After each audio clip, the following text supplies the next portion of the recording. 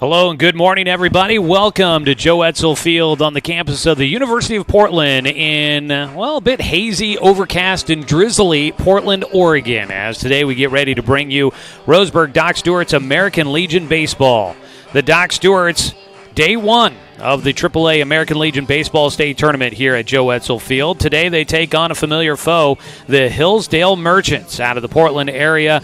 These two teams met for a doubleheader less than a week ago, and now they square off with a little bit more on the line.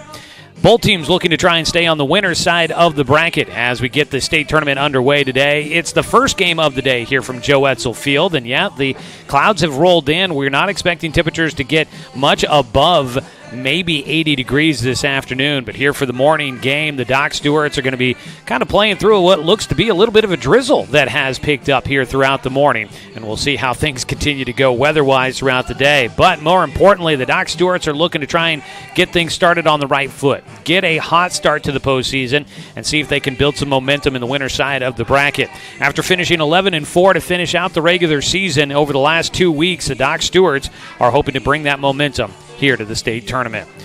It's 5 days of action. When it's all said and done on Wednesday, the Oregon State champion will be crowned and will be getting ready to head off to Billings, Montana for the Northwest Regional going on next weekend. It's good to be with you, everybody. I'm Joey Kieran, back for another edition of Doc Stewart's Baseball here on The Score. We do have our live video stream going online at 541radio.com and on the 1490 The Score YouTube channel. You can tune in and watch today's game streaming live with us there throughout the broadcast today. Matt Uretsky's here in the booth with me here for the Roseburg Disposal pregame show and for today's broadcast. Roseburg Disposal, you can let them make the run to the dump for you. Give them a call at 673-7122.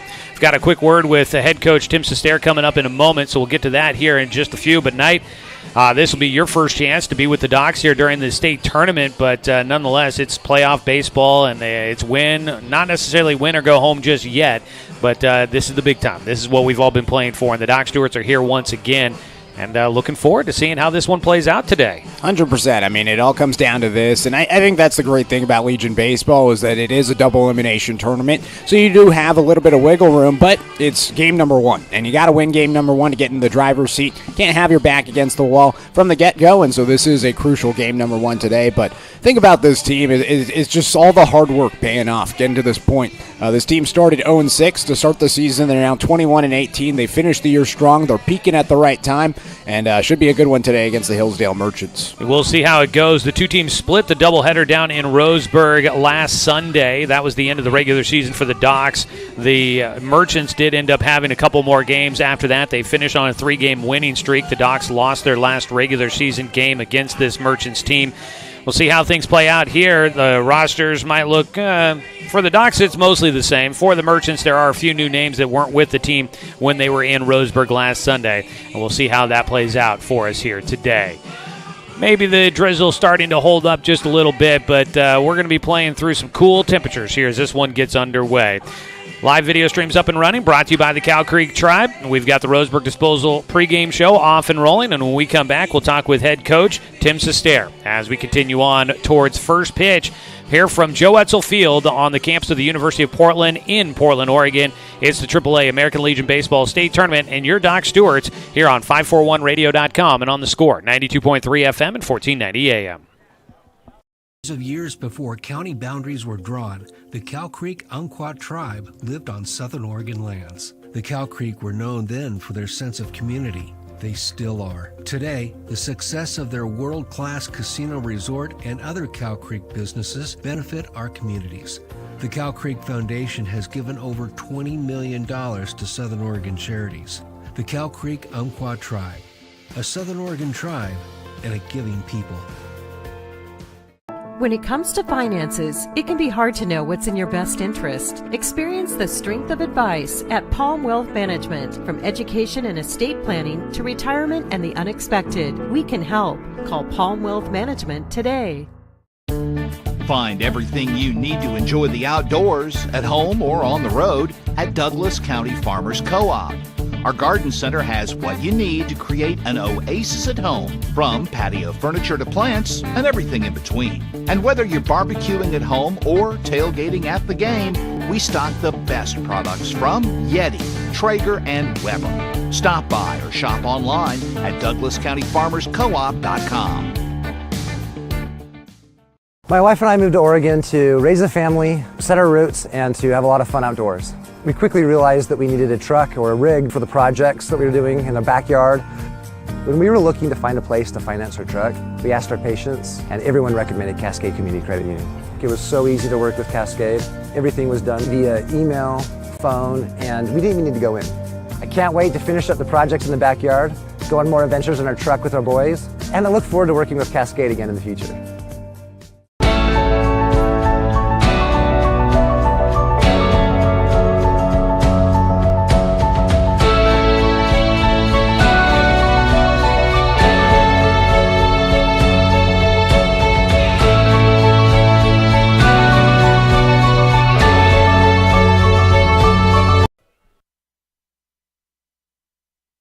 Back with more of our Roseburg Disposal pregame show. You can let them make the run to the dump for you. Give them a call at 673-7122.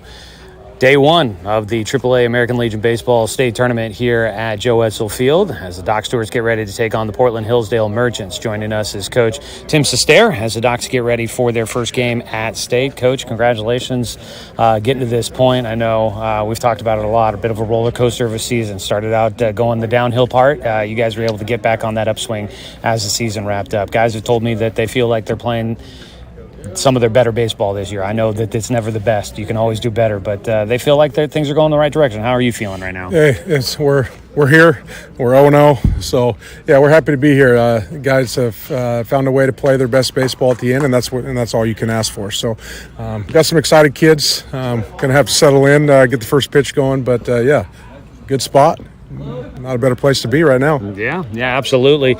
You guys had a bit of downtime leading into this week, gave the guys a couple of days off, and then getting back into it there at the tail end of the week. How'd you kind of what did you prioritize during that time off there? We had some guys that needed definitely a breather and, get away from baseball for a second and do something different and come back and focus and ready to go and getting that practice in. We have had a lot of days to get practice in this summer, so a way to kind of polish some things, and at this point there's not much else to do, right? The hay's in the barn, and we're ready to go. Yeah. This environment, I mean, we've been in tournaments earlier and during the summer. Obviously, things ramp up a little bit here, but hopefully playing a lot of days with, a lot of baseball. Getting ready for this, I mean, I'm sure that downtime helped get these guys kind of re-energized, fill those batteries back up. But just kind of the conversations you've had with the team to prepare them for hopefully what is a deep run here. Yeah, one game at a time mentality. That's kind of us all summer, right? We can't look forward. We got to be where our feet are, and a great opportunity for a team that we've seen a little bit of, and the focus is on us. We control. We can control. Stay away from the big inning, and find a way to play clean. Yeah. Season this year, we're wrapping up with the state tournament here at Joe Edsel Field. I think it was 2018 we came up here with Roseburg High School. I think the field's a little bit different, though. Is it? Do you remember? Have they remodeled this since we were here? Absolutely. All this behind us here, all these stands. This is all new. But yeah, I definitely remember that game as well. Pretty talented Central Catholic team. Yeah. But some good memories. Good. What a venue, and what a great thing for these guys to see this, and what a Division I program looks like. Yeah.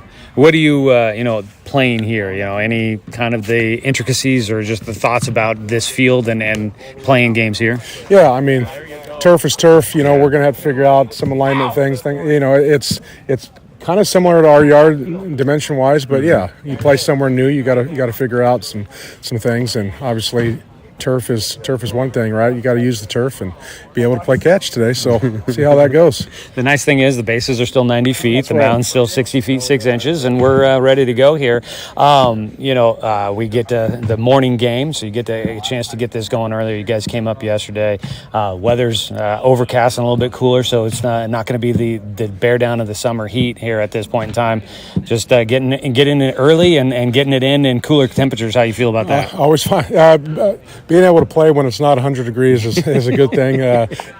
We haven't had that all summer other than the start when it was pouring down rain up here, right? Yeah. So, ability to find a way to get it done today where we can sit and relax and knowing that we're 1-0 is huge. Mm-hmm. So, again, we got to stay on us and attack the game today and hopefully it comes out us one more run. There we go. Need to get to 1-0, and then we'll try to do it again tomorrow. Doc Stewart's getting ready to take on the Portland Hillsdale Merchants here on day one of the AAA State Tournament. Joining us, Coach Tim Sester. Coach, thanks so much for the time. Thanks, Joe.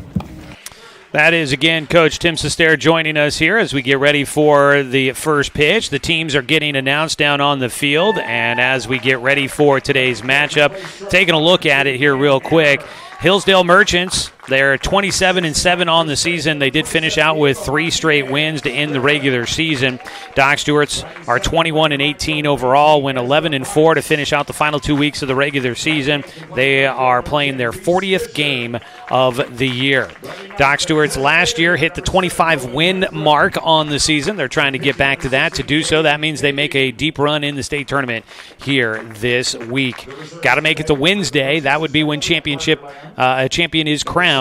We'll see if the Docs can do it. They've been able to make it to Tuesday of the tournament the last 4 years. We'll see if they can maybe break that spell here in 2025. Knight Uretsky again here with me. I'm Joey Kieran. Knight, we are closing in on the national anthem here that we will get in our final break in a moment, but it's finally here. I mean, this is where we've been building up to. We saw this team start 0-6 to begin the year, and now they are here ready to try and see if they can put all that behind them and win a state title for the first time since 2010. It's a crazy, crazy season. It's a long season, but it's finally coming to an end, and we are looking forward to this matchup. They are going to go through the code of conduct here. Knight will be with me throughout the broadcast here today, and we are looking forward to seeing Doc Stewart's and the Hillsdale Merchants squaring off in just a moment. We'll go ahead and take our final break here on the Roseburg Disposal pregame show, and when we come back, we'll get a look at your starting lineups for the Doc Stewart's and the Portland Hillsdale Merchants. It's just about time to get the 2025 AAA American Legion Baseball State Tournament underway from Joe Etzel Field in Portland. This is Roseburg Doc Stewart's Baseball on 541radio.com and on the Score, 92.3 FM and 1490 AM. Hey there, sports fans. Thanks for watching this local sporting event online at 541radio.com. Did you know there's more than one way to watch games online? You can watch games on your laptop or desktop computer, your tablet, or even your smartphone just by going to 541radio.com. But we also use YouTube to stream all of our video broadcasts, which means you could be watching this game on your big screen TV with a number of different streaming devices. You can stream our live YouTube broadcast through your PlayStation or Xbox gaming device, or through streaming devices like Google Chromecast, Apple TV, or Roku.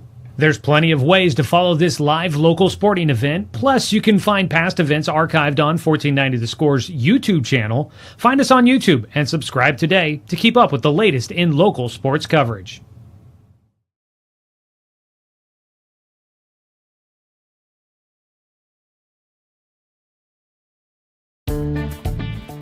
For over 100 years, Douglas County Farmers Co-op has been serving the needs of farmers, ranchers, and homeowners throughout Southern Oregon. Here, everyone is welcome. When you shop with us, you can expect good people, good products, and good advice. No membership needed. Just bring yourself, and we'll provide the expertise and products you need to tackle your next project. Douglas County Farmers Co-op, where everyone is welcome to shop. When the first Cascade branch opened in 1948, things were a lot different here. The fact they're still here says a lot about the way they do business.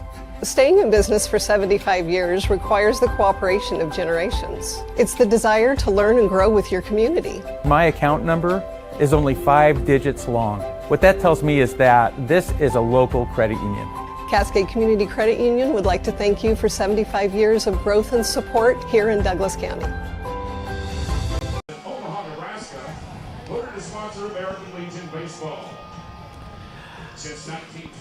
Back at Joe Etzel Field as we get ready to go. Doc Stewart's taking on the Portland Hillsdale Merchants. Game 1, day 1 of the AAA American Legion Baseball State Tournament. We'll have 4 games on the schedule coming up today. We'll run through that schedule a little bit later on in the broadcast. Right now, let's go ahead and meet the starting lineup for your Roseburg Dr. Stewarts.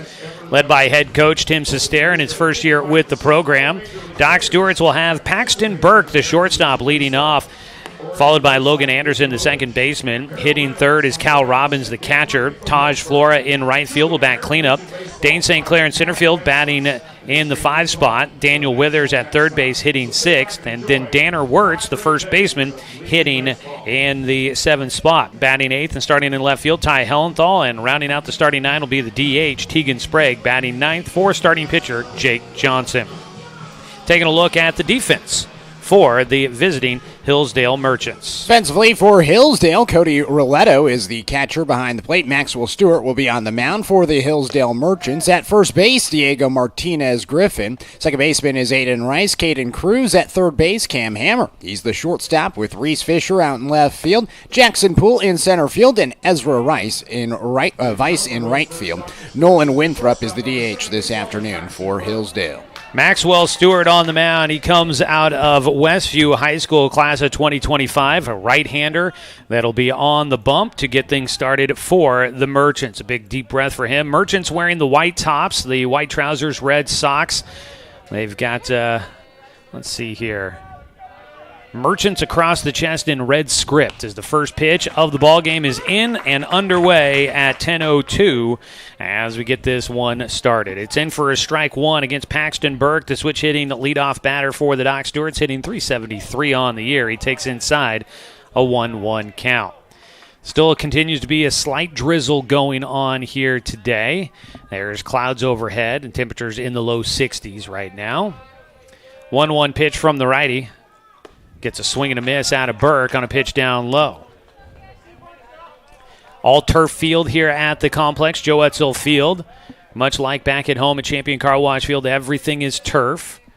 The home of the Portland Pilots. The 1-2 pitch is in the dirt for Burke. He'll take for a 2-2 count. Down the lines, it's 325 to left, 325 to right, 388 to dead center field, 369 to the left field alley, 367 to the right field alley. 2-2 pitch, fouled away over the left side for Burke. Smattering of fans here, a lot of them hanging out behind home. We've got a handful of fans for the Doc Stewarts down the first base side as the Docs, as the visiting team, after a coin flip, will be on the first base dugout. On the outside corner, a chopper towards third, picked up and throw to first base. Not in time. A slow one to Caden Cruz, the third baseman. Didn't get it over to first. Burke out of the left-handed box, able to beat out the throw to first base, and we've got our first runner on board for the Doc Stewarts. That's the first hit of the game for the Docs, brought to you by MSK True Value. Make sure that your summer projects are a hit with a stop by the MSK family of stores in Myrtle Creek and Tri-City. That's just something that we've seen from Paxton Burke all season long. Utilizing his wheels to his advantage, coming out of the left-handed hitter's box, he's able to take off and make it to first base in time. Squaring to bunt, it's popped up back to the mound, racing back to first base, back in as the throw gets dropped on a short hop by the first baseman, Martinez Griffin. Logan Anderson tries to lay down the sac bunt, instead pops out to the pitcher, one away. As the Docs trying to see if they can get a man into scoring position early, unable to do so. That's certainly what you would have wanted with Cal Robbins coming up to the plate in the summer that he's had so far, but nonetheless, it's still an opportunity for Cal with the runner at first. Cal Robbins, he's taking advantage of the guys, Logan Anderson and Paxton Burke in front of him, setting the table as he'll take one high and inside, backs out of the way. Cal's been able to take advantage. He leads the team with 41 RBIs, batting .373 this summer. He has been the guy that has helped cash in and help lead this team offensively this summer. He's looking to try and get a one he can turn on here. He takes outside for a 2-0 count. After the brushback pitch, they go the opposite direction, go outside, and that ball didn't look like it missed by much. No, it really didn't. And, you know, this is kind of the early part in the game where you're kind of feeling the umpires out, seeing what the zone is going to be like. The pitch in for a strike, going to second base. That ball goes into center field. Burke will get up. He recognizes it quickly. He's hustling for third. The throw to third, not going to be there. And all the way around the bases goes Paxton Burke. He leads the team with 24 stolen bases, make it 25, and then an throwing error by the catcher Roletto. And the Doc Stewarts are looking to try and put some pressure on early. A man at third. Doc Stewart's 90 feet away from taking a 1-0 lead. We talked about the slow start to the season. I think what's really helped this team a lot is the small ball. You know, manufacturing runs via sacrifice bunts, via steals, and that's exactly what we just saw from Paxton Burke. The infield pulls in, and they actually move the second baseman just to the left of second base as they will put the shift on against Cal Robbins. And their advanced scouting. I don't know about that. We've seen Cal go all parts of the field throughout his time at Roseburg High School during the spring and here during the summer with the Doc Stewarts. He is not strictly a pull hitter. 3-1 pitch to him. He does swing after a breaking ball outside corner. He liked it, but that ball tails away from the right-hander. Really good pitch that time. A lot of movement, and, it started middle of the zone, ended up in the left-handed hitter's box. Exactly what you want against the powerful Cal Robbins. 3-2 pitch. Cal will call time as on the mound Maxwell Stewart was just getting set. So they've got 3 defenders on the left side of the infield, and the only man on the right side is the Diego Martinez Griffin, the first baseman. Cal takes strike 3. Another breaking ball, and Cal watches that one. It was inside, and it cuts right back in at the knees. Great breaking ball pitch out of Maxwell Stewart, his first strikeout. Really tough one to try to hit if you are Robbins because it starts kind of at you, and then it ends up at the plate. It's a really tough pitch for a right-handed hitter. Obviously, would love to see him try to foul it off, maybe stay alive in the at-bat, but a really good pitch from Stewart. Stewart will have 2 outs with a man at third here in the top of the first. Scoreless ball game. Taj Flora batting. Takes a strike at the knees on the outer half. Taj Flora comes in batting at .343 this summer. He's got 24 RBI, tied for second on the team, along with Dane St. Clair, who waits on deck. 0-1 pitch for Flora. He takes another pitch right at about the same spot on the outside half, and he's behind 0-2, and it seems as if Maxwell Stewart finding a bit of a groove. Yeah, he seems like he's clicking at the moment, getting some movement on the off-speed and dialing it in with the fastball. At third base, Paxton Burke, after his leadoff infield single, Flora fouls off the 0-2 pitch, staying alive. Burke getting on base with the infield single to third base. Beat out the throw, steals second, goes to third on the throwing error. He's 90 feet from home, hoping to see if he can put the Docs in front here in the first inning. Maxwell Stewart's 0-2 pitch. Grounder towards short. Cam Hammer gets a nice hop. An easy throw to first. A little high, but it comes down in time for Diego Martinez. And that'll wrap things up in the first inning. Doc Stewart's get a man to third base, but they cannot bring him in. No runs on 1 hit. There was 1 error. 1 man left on base. All right, state tournament's underway. Half inning. We'll go to the bottom of the first. We'll introduce you to the Merchants when we come back here on 541radio.com and on the Score, 92.3 FM and 1490 AM. Hey there, sports fans. Thanks for watching this local sporting event online at 541radio.com. Did you know there's more than one way to watch games online? You can watch games on your laptop or desktop computer, your tablet, or even your smartphone just by going to 541radio.com. But we also use YouTube to stream all of our video broadcasts, which means you could be watching this game on your big screen TV with a number of different streaming devices. You can stream our live YouTube broadcast through your PlayStation or Xbox gaming device, or through streaming devices like Google Chromecast, Apple TV, or Roku. There's plenty of ways to follow this live local sporting event, plus you can find past events archived on 1490 The Score's YouTube channel. Find us on YouTube and subscribe today to keep up with the latest in local sports coverage.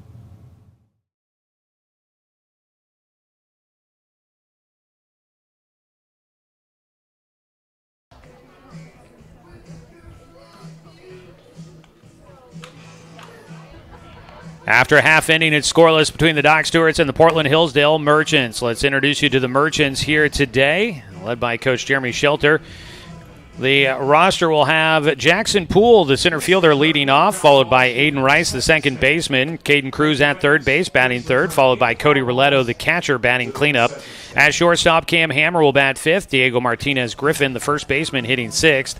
Ezra Weiss in right field will bat seventh. Hitting eighth and playing in left field is Reese Fisher. And rounding out the starting 9 will be the DH Nolan Winthrop, who bats for the starting pitcher Maxwell Stewart. Knight Urensky has a look at the Doc Stewart's starting defense. Jake Johnson is going to get the start today, and it'd be awfully hard for him to win a game without the defense behind him. Ty Hellenthal out in left field. Dane St. Clair in center field. Taj Flora in right. Daniel Withers is at third base with Paxton Burke at shortstop. Logan Anderson at second base. Danner Wirtz at first base with Cal Robbins catching behind the plate. Tegan Sprague is the DH today for the Dr. Stewarts. Jake Johnson on the bump for the Doc Stewarts. 22 innings worked. He's got a 1-1 record in 5 starts. He's currently got a 4.46 ERA, 19 strikeouts, just 3 walks on the summer. He misses outside on the first pitch against the lefty, Jackson Poole. The 1-0 pitch to Poole is high and away. Poole out of Ida B. Wells, first-team All-League outfielder for the Guardians. He was a tough out in the doubleheader the Docs had against the Merchants down in Roseburg last Sunday. He had 3 hits in Game 1 and 2 in Game 2. He will hit a low line drive out to center field, 1 hop to Dane St. Clair, and the Merchants will have their first man on base. Jackson Poole continues to be a tough man to get out at the top of the order. That's exactly what you said to me when we got here today. You saw Jackson Poole's name, and you said, oh, this guy is going to be danger, and that's exactly what he is for the Dr. Stewarts right away, a leadoff single. Aiden Rice out of Central Catholic High School, graduating this spring. He's the 2-hitter, starting at second base. Stands in on with a man at first base. Jake delivers the first pitch. It's swung on and fouled back. Let's pause 10 seconds for station identification. This is Docs Baseball here on The Score.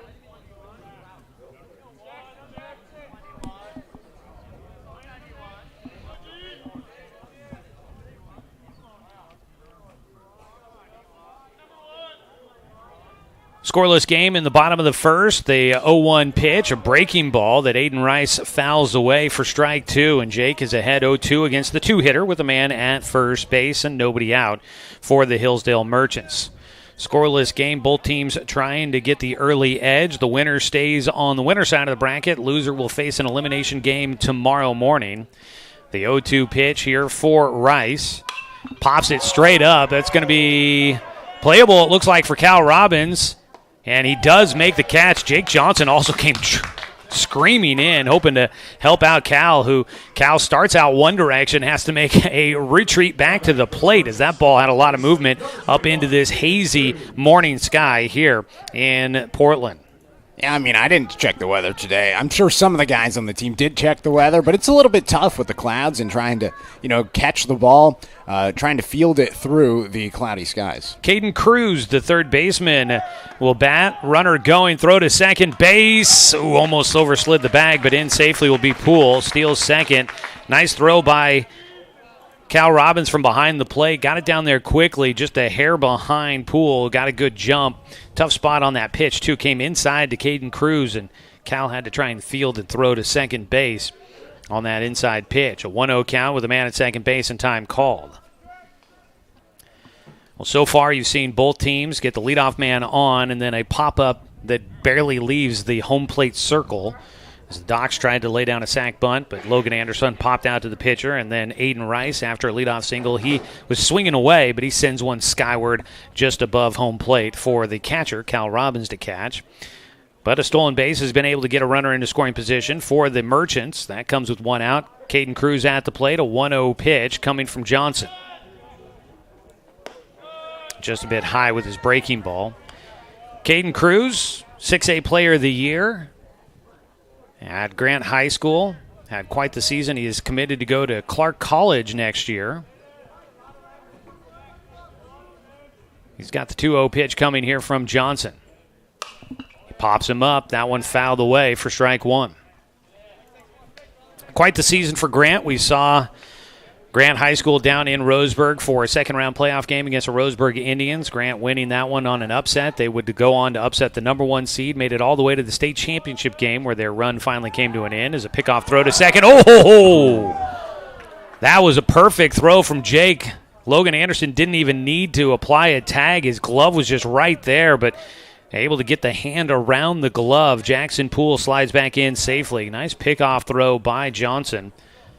2-1 count at the plate for Caden Cruz. Cruz takes outside. It was just a tough end to the run for Grant. Ran into Cruz Schoolcraft, the pitcher from Sunset High School, a first-round draft pick this year. A heck of a run, though, for the Generals. Yeah, it was one of their best in school history. Big part of that, Caden Cruz, who's got the 3-1 pitch, swings and misses. Actually got a foul tip into the glove for strike 2.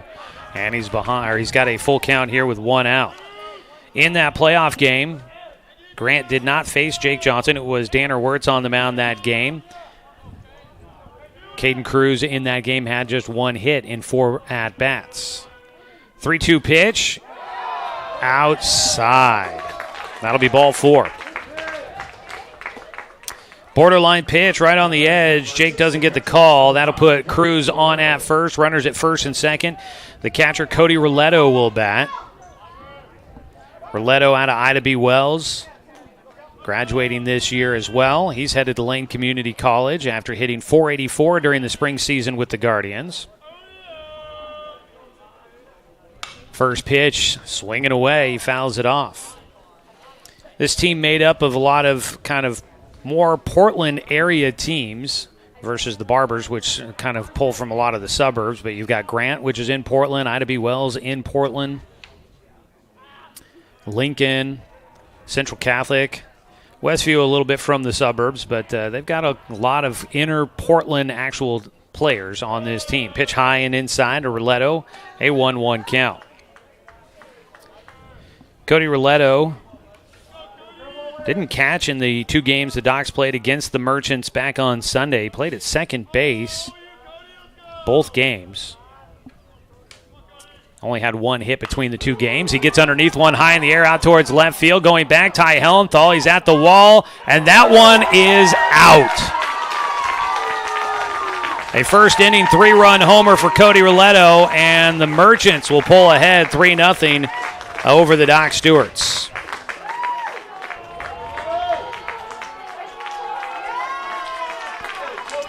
Just kept on carrying out towards left field. It wasn't the hardest hit ball. Just a pop up to left, and it kept taking Hellenthal back to the track, and it just ultimately carried over the tall fence out in left field.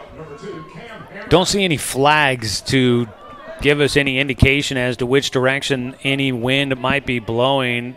A lot of trees out beyond the fence. Don't see a lot of movement in the branches out there, so may not be a lot of wind, if any. It seems as if the drizzle has let up a little bit, but a big blast there for Cody Roletto. Second hit in the frame, and it's 3-0. The Merchants in front. Cam Hammer at the plate with a 1-0 count. Hammer, the shortstop, takes one pitch high and inside, ducks out of the way. My watch is telling me 1 mile per hour wind out towards the north, so not a lot of wind at the moment, and it didn't feel like it got carried by the wind. It just kept on going. I don't know how to describe it. It wasn't the hardest hit ball. Just had some pop that got over the fence. In for a strike on the 2-0 pitch to Hammer. 2 balls and a strike with 1 out, nobody on base. Tall fences as well around the ballpark here, so got to get it up there in the air to clear one out. And Hammer able to do so. Roletto able to do so there. Got some good launch angle on that one, and just barely snuck it out of here too. That ball did really not get over by much. Launch angle. And Hellenthal was at the wall. I mean, he was probably halfway up there. 2-2 pitch is hit high in the air out towards left center. Dane St. Clair ranging to get there. Will make the catch. There's 2 away. Now that'll bring up Diego Martinez Griffin, the first baseman. Out of Grant High School as well. First team All-Leaguer at first base. Headed to Columbia Basin College. Martinez Griffin will bat with 2 outs and nobody on. 3-0 lead here in the bottom of the first as the Merchants, they grab the early lead. Good news, it's only the bottom of the first. We still got a lot of baseball to go in this 7-inning contest. Pitch high, ball 1 to Martinez Griffin. And the other good news is you got Jake Johnson on the mound. He's the type of pitcher, when his back is against the wall, he doubles down. And he usually gets better as games go along, so hopefully we see that trend continue for him here today. 1-1 on the ball, fouled back to the net for Martinez Griffin. With 2 down here in the bottom of the first. Doc's trying to get through it. This is the 6th hitter to the plate. Got underneath one out towards right field. It's going to hook out towards Taj Flora, who's there to make the 2-hand grab and retire the Merchants in the first inning. 3 runs come in on the blast by Cody Roletto that just sneaks over the left field fence.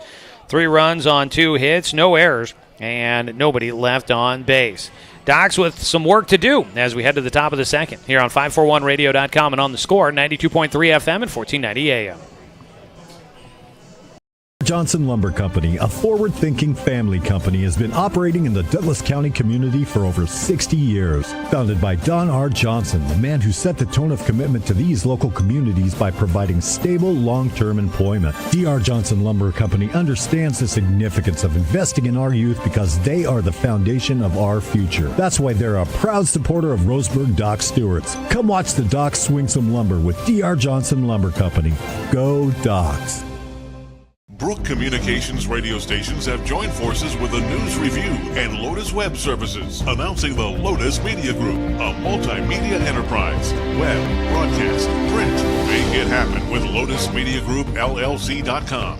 Financial security allows you the freedom to take stock of what's important and build lasting bonds. We share your goals. Trust Palm Wealth Management to consolidate your investments and generate income for those who need you most. Call Palm Wealth Management today.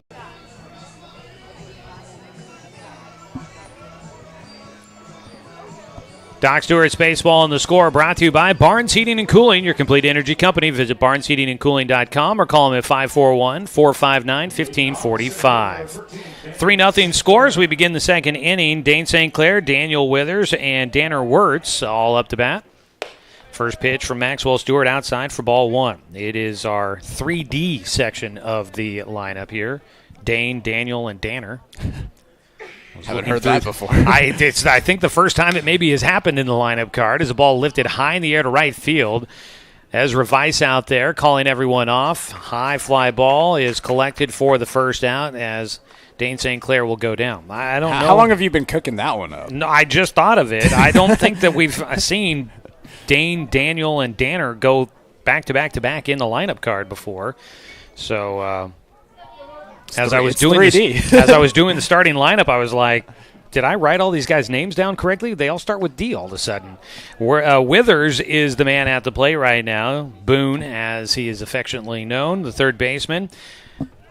A 1-0 count as he takes Lone outside. 1 out, nobody on. Doc's looking to try and battle their way back from a 3-run deficit. High and away, a 2-0 count to start. Waiting on deck is Danner Wirtz, the on-deck hitter, brought to you by the blind man. It's a 2-0 pitch to Withers. Swings through for strike one. If you're dealing with summer heat on your deck, you can contact the blind man, a Hunter Douglas Gallery dealer in Roseburg. They can help you out with several patio shade options to beat the summer heat or other design options for your home. Visit blindmanroseburg.com for more details. Pitch outside, 3-1 count for Withers. Out of the windup for Stewart. Swing and a miss. Withers falls to a full count here. Stewart's had a lot of movement, and he's getting a lot of whiffs right now early on. It's a very nonchalant pitcher on the mound, too. It seems like he's just kind of throwing in. As a ball down the left side, it goes foul. Third base umpire goes dancing out of the way of that one, sharply hit his direction. Withers will stay in the box with a full count. It was a nonchalant home run, nonchalant pitcher on the mound. Maybe it's just the Merchants thing. It might be. The 3-2 pitch here. Withers takes ball 4 outside. Another borderline pitch. We saw that happen to Jake Johnson in the bottom of the first inning. Withers now the recipient of one that just misses the outside corner. That'll bring up Danner Wirtz out of Roseburg High School, the first baseman, the youngster. Just wrapped up his freshman year for the Indians. Be one of the top guys coming back next year for that program, despite being just a sophomore next year. He takes outside on a fastball for a 1-0 count. Folks will remember that Wirtz had the no-hitter thrown against South Medford during the spring season, but also was pretty strong with the bat in his hands when he was batting for the Roseburg Indians. Trying to kind of get that going. It's not been as successful here this summer with the Doc Stewarts, but he can definitely swing a pretty good stick. He's a contact hitter. As we get a break out there on the mound, a visit for the coaching staff. I don't know what prompts this early visit here. Their pitcher's been doing well, has allowed just one hit, which was just an infield single that Paxton Burke legged out. Kind of surprised by an early visit out to the mound here. I'm honestly more surprised that their coach owns baseball pants after wearing a tracksuit all day. It feels odd. It's like seeing one of those hairless cats. One on, one out. Danner Wirtz at the plate. Fouls off the 1-0 pitch. Out towards the bullpen area for the Doc Stewart Stocks in the black jersey tops, gray trousers, the blue stirrup socks. Danner Wirtz wears the high stirrups, as a few guys on the team does, but I think his gets stretched the most. The 1-1 pitch. Inside on a breaking ball. Wirtz ahead, 2 balls and a strike. Doc's on the first base side. The Merchants, the home team after the coin flip, on the third base side.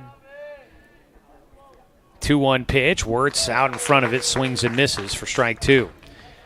Bullpens are deep down each corner. You've got the hitting facility down the left field side, and the home bullpen is much more luxurious than the visiting bullpen down the right field line. A lot more space down there on the left side as they got somebody getting loose in the bullpen for the Merchants. Strike 3, a breaking ball hits the outside corner. Wirtz goes down looking. Second strikeout in the game for Maxwell Stewart. And when I say getting loose, he's warming up the hips, stretching out the legs, getting the back and whatnot loose and ready to go. But they may be looking to try and kind of limit how many pitches guys are throwing here, as you're going to need your arms throughout this tournament. 2 down for Stewart. He'll face Ty Hellenthal, who takes a strike on the outside corner.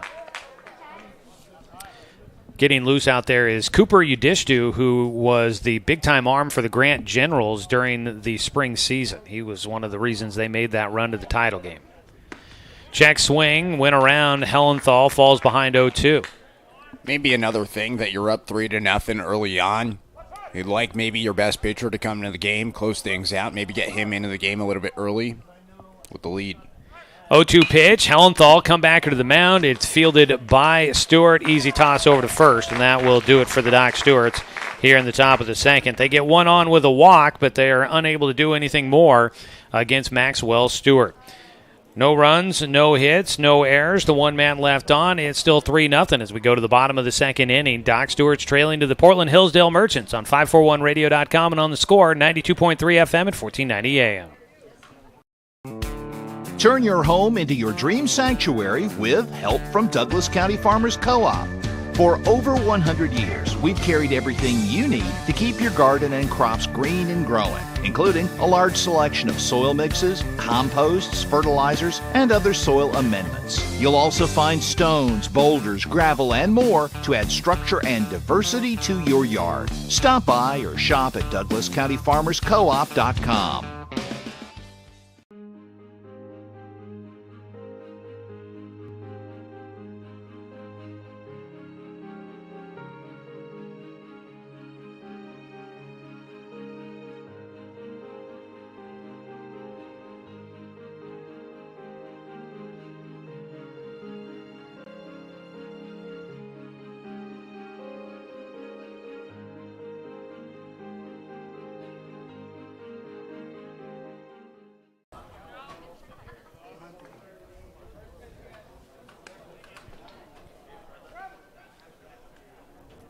Docs Baseball brought to you by Flyway Travel. Contact the travel experts at Travel Leader Flyway Travel. Make sure that you've got an agent in your corner. Call 541-672-5701.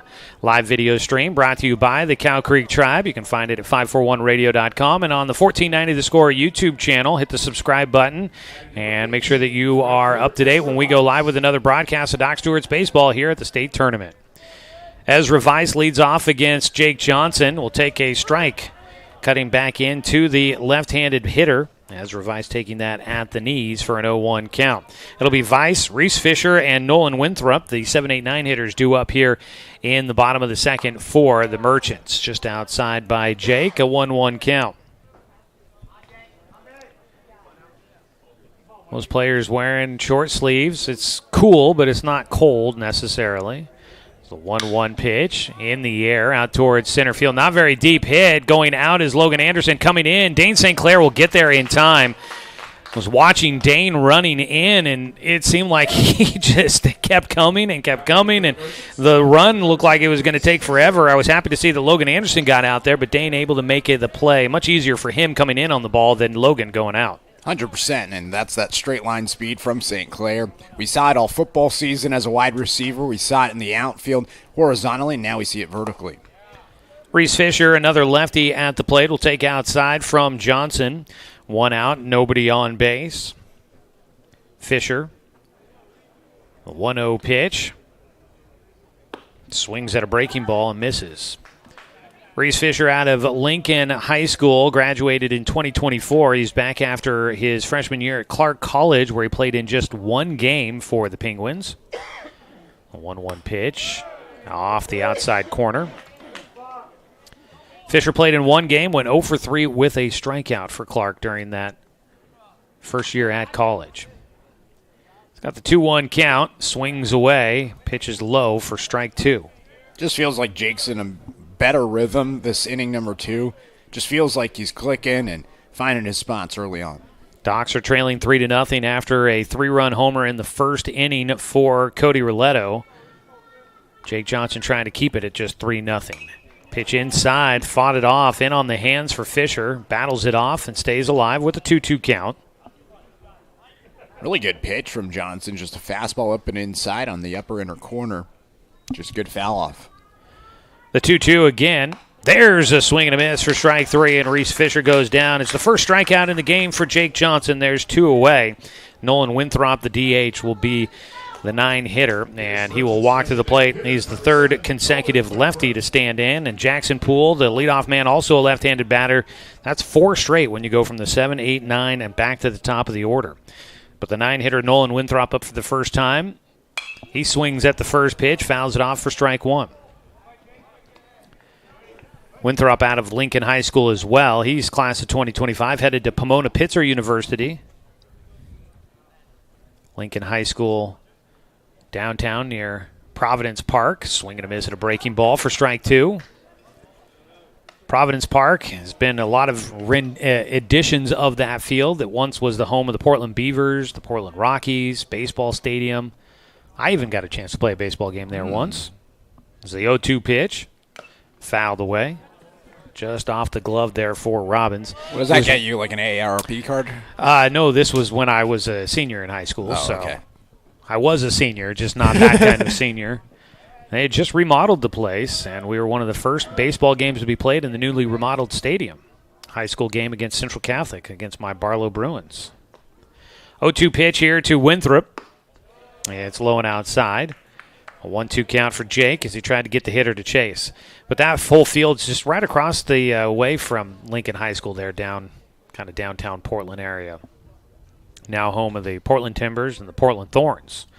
1-2 is outside, 2-2 count. Jake looking to try and get the hitter to chase something away. Can't get him to go after it. Have you been back for a game since? To Providence Park now. Yes. Yeah, I've been there. I've been to 1 Timbers game in my time. So, yeah, I have been back there for at least 1 time. 2-2. Ooh, breaking ball just misses off the outside corner. That tailed back in just a bit.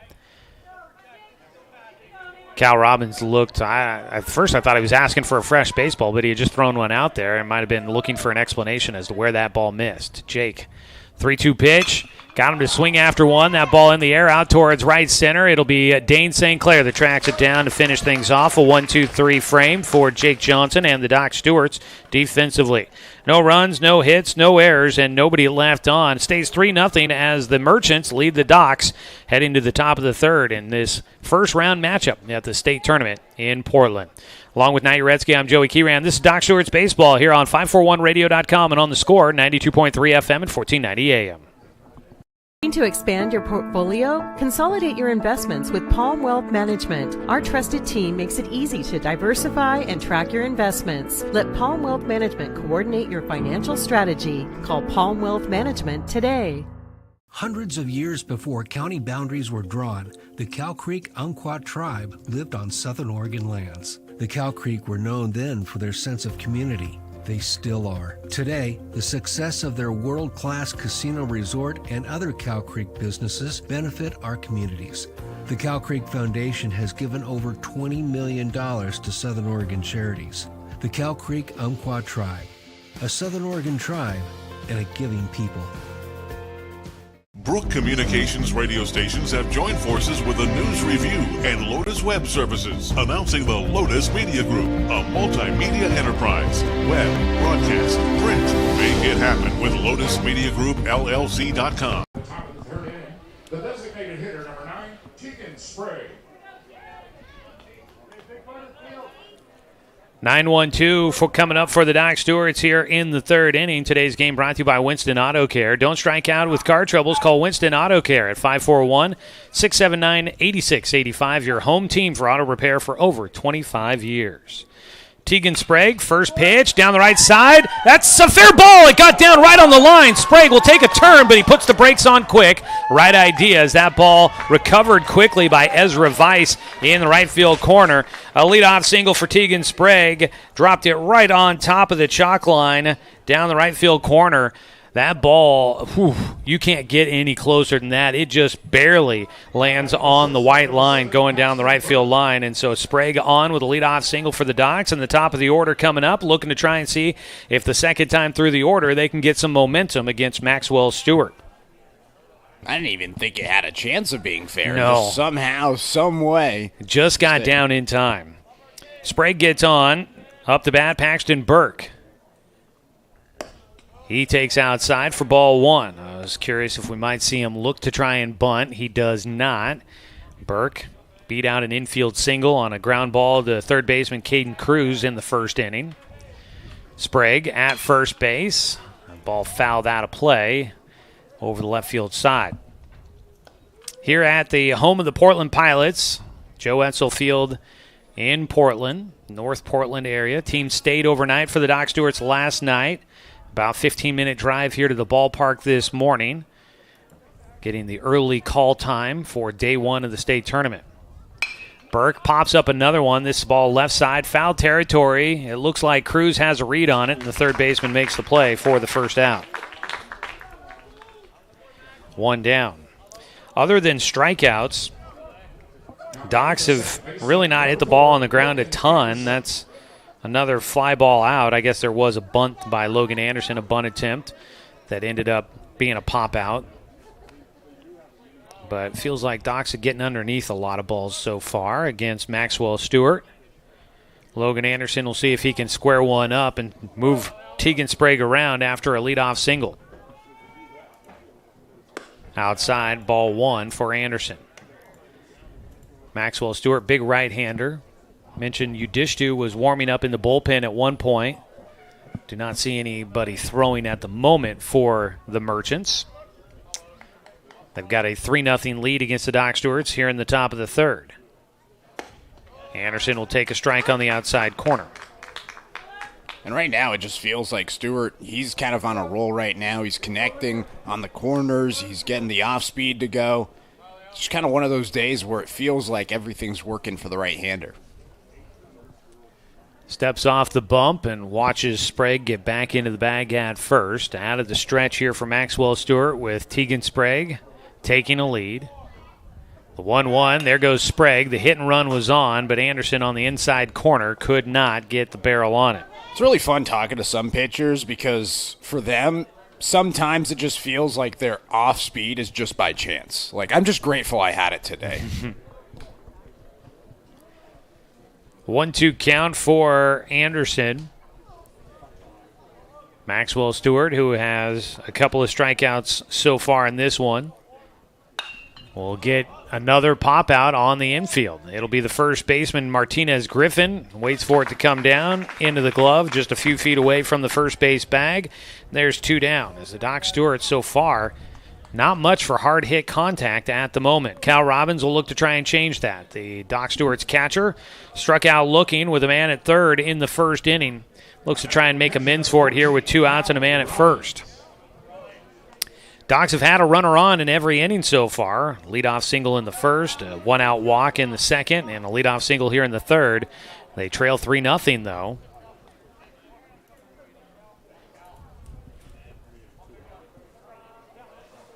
Cal Robbins, second time up. Gets around on a breaking ball, misses for strike one.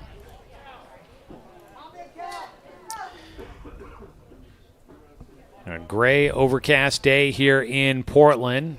Definitely below summer averages for temperatures. Strike on the outside corner for Cal, and he's behind 0-2. Doesn't feel like summer at all. No, it doesn't, but I'm okay. It's not too bad to have a nice break from the heat.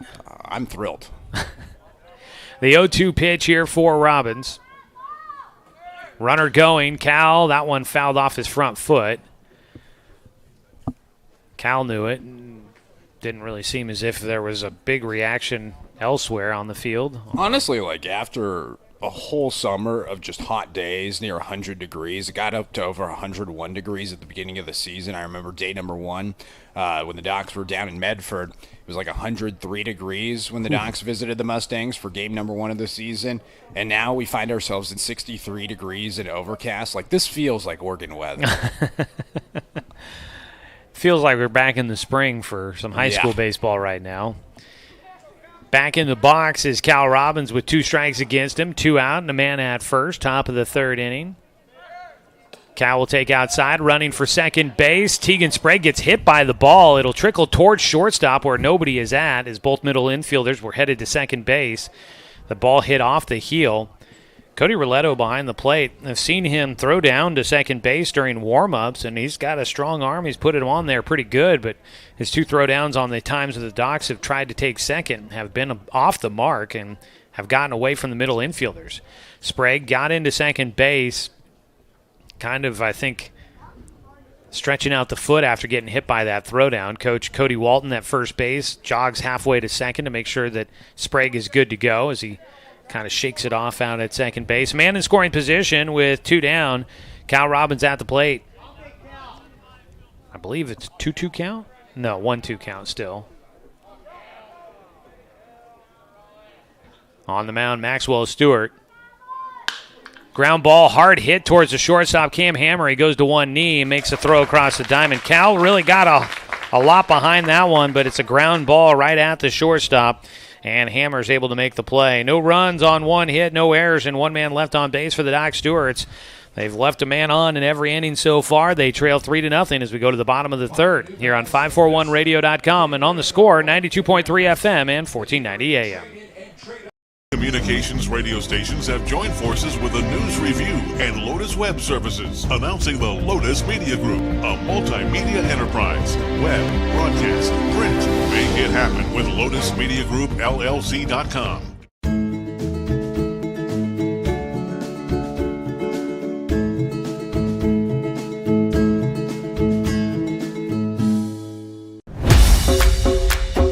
It wasn't until 1925 that the American Legion gave birth to its first youth program, and that was American Legion Baseball. And the emphasis was on citizenship and sportsmanship. Travel ball, a lot of the times you go and you play and it's kind of just more of an individual game. But in Legion Baseball, it's more of a team working towards a goal, and I really appreciate that. That you're playing for something more than just yourself.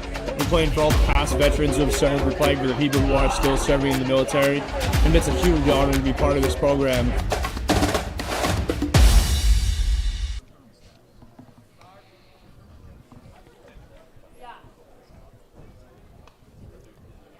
Docs Baseball on the Score brought to you by DC Farmers Co-op, where everyone is welcome to shop, and by Cascade Community Credit Union, belong to Douglas County. Heading to the bottom of the 3rd inning with the Doc Stewarts down 3-0. The difference in the game right now, a 3-run homer by Cody Roletto in the 1st inning.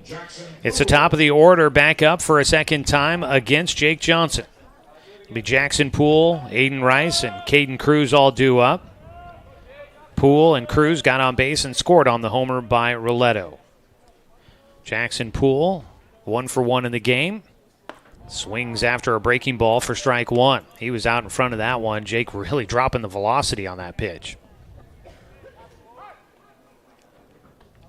The 0-1 count for Poole. Jake just outside. 4th straight lefty after the 7, 8, 9 hitters, all left-handers. Came up against Jake there in the bottom of the 2nd. Went down 1-2-3. Poole sends one back behind home for strike 2. Here at the state tournament, hosted in Portland for the first time since 2012, back when it was at Hilken Field, former home of the Concordia University. 1-2 count for Johnson. Misses just outside, can't get the hitter to chase. Eugene winning in 2012. They won the championship game 13-6 over Medford that season back in 2012, last time that Portland hosted the state tournament. 2-2, pulled towards second. Logan Anderson get it to first just in time. That ball slow to Anderson, and Anderson a little bit slow with his maneuver to get it to first base, and out of the box quickly, Jackson Poole racing down the line. Had me holding my breath for a moment there. Me as well. I mean, it just looked like he was taking his time. Nonchalant. I feel like that's been the word of the day so far, and that's exactly what it was, another nonchalant play. It is early morning here for everybody. We might all still be waking up. I know the coffee's starting to kick in for me. A 1-0 pitch outside to Aiden Rice, who popped up to the catcher Cal Robbins back in the first inning. Bats with one out, nobody on. Outside again, and it's a 2-0 count for the two-hitter. Docs here in the state tournament for a fifth consecutive season. They have reached day 4 in each of the last 4 seasons, so they are trying to keep that streak going and get one better. Ball fought off. Strike one against Aiden Rice. A lot better second inning for Jake Johnson. It feels like the momentum's carried a little bit into this third inning as well. He's got the 2-1 pitch against Rice. Rice. That's on you. That's on you. No. Yeah. Line drive back up the middle for a base hit. Aiden Rice gets on base, and Jake Johnson had retired 6 consecutive, gives up a one-out single, and now Caden Cruz, as the heart of the order comes up for the Merchants. The heart of the order is brought to you by Floors by Design. Flooring's at the heart of every home, and Floors by Design is the premier location in Douglas County, offering the latest and greatest from the industry's leading manufacturers. Visit roseburgflooring.com for more information. Cruz takes in the dirt. Cal Robbins blocks it and holds the runner at first.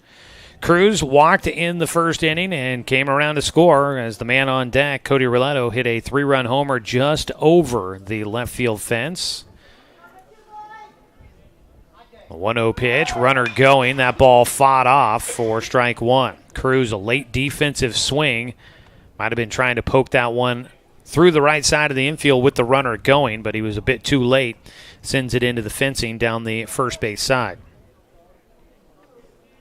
I feel like a pitcher with my broadcast jinx. Some days I have it, some days I don't. Apparently today I have it.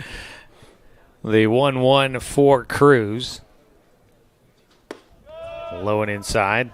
I was holding off. I didn't want to say that Jake had retired 6 consecutive because I was worried about the same thing. And so I was waiting to hold that off until maybe the end of the inning. So you let me take the bullet. But you jumped right on that grenade there for us. 2-1 is a pickoff over to first base, not in time. Here at Joe Etzel Field in Portland. Going to be the home site for the state tournament here, hosted by the Portland Barbers. The host team playing tonight at 7 o'clock. 2-1 pitch, breaking ball outside. Count goes 3-1 here against Caden Cruz. Johnson trying to get back into the at-bat. Trying to keep this a 3-0 ball game. Right now it's Hillsdale in front. Runner going on the 3-1, and that's ball 4 as the pitch misses high. Second time that Caden Cruz has walked in the contest. 2 walks in the game for Jake, both against Cruz, the 3-hitter. And here comes A.J. Doolittle out to the mound for a visit with Jake Johnson, the pitching coach, out to have a conversation and see if he can get Jake to focus back in. And Jake's got the man that sent one over the left field fence coming up to bat against him. Cody Roletto off to Lane Community College next year. He was the co-PIL Player of the Year along with the man that just drew the walk, Caden Cruz, both of them sharing the PIL Player of the Year award. So obviously good seasons there by their 3 and 4 hitters in the lineup here for the Merchants. And Caden Cruz wasn't with the team when Hillsdale played in Roseburg back last Sunday. So first time that he has seen the Doc Stewarts this summer, but again, Caden Cruz with Grant High School did come down and play against Roseburg High School during the spring season.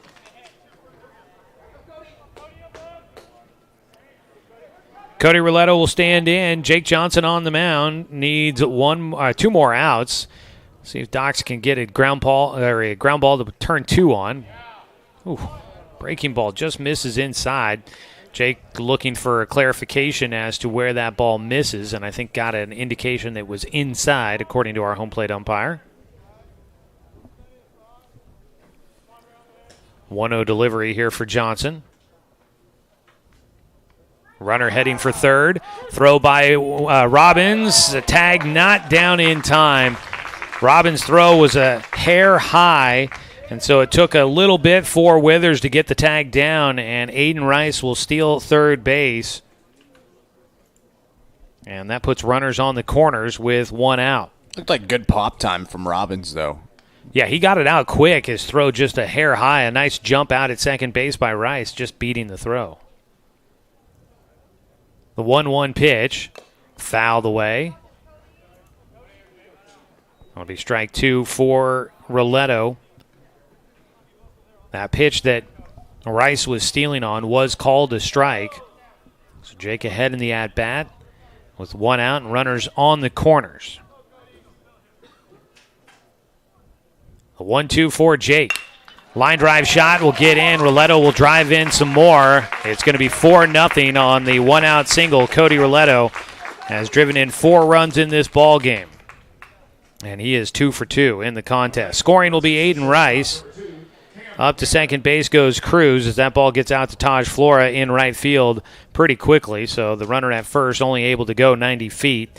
1 run in, still just 1 out here in the third inning. Top half of the order has done the damage for the Merchants. They lead it by 4. Looking to bunt. Cam Hammer lays one down third base side, foul. So Jake Johnson against this top half of the order, trying to maneuver his way through it. Cody Roletto right now has been the troublesome guy. And 4 RBIs, what a start for him. Yeah. Able to get some pop out towards left field, slice a liner to right, really sprinkling it around. 0-1 pitch for Jake. Inner half, that ball fouled away by Hammer, and he's behind 0-2. Needless to say, Docs will need to get the bats going. They've got 2 hits in this contest. They've had a man on in every inning, but they just haven't been able to do anything once the guy gets on base. The 0-2 pitch to Hammer. Pickoff throw to second base and will not get there in time.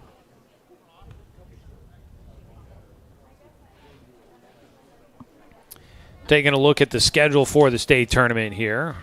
Coming up next, it's the Corvallis Girding Builders Marketmen and the Hillsboro Baseballism Wet Sox. 0-2 pitch. Did he go around? No, he did not. Docs didn't even need to ask for the appeal. Home plate umpire immediately looked down to the first base umpire to get a signal on the check swing by Hammer. The Wet Sox, great logo. Great logo, definitely. I feel like the Dr. Stewarts need a good alternate logo. Have you ever thought about it? I just don't know what it would be. The 1-2 pitch. Well, it's in the air towards center field. Backing up now a few steps in. Dane St. Clair with the catch. Gets it back into Paxton Burke at shortstop quickly. Second time in the ballgame that Cam Hammer has flown out to center field for the second out. He did that in the first as well. There's 2 down with runners at first and second, and Diego Martinez Griffin coming up to bat. The first baseman flew out to right field to finish off that first inning.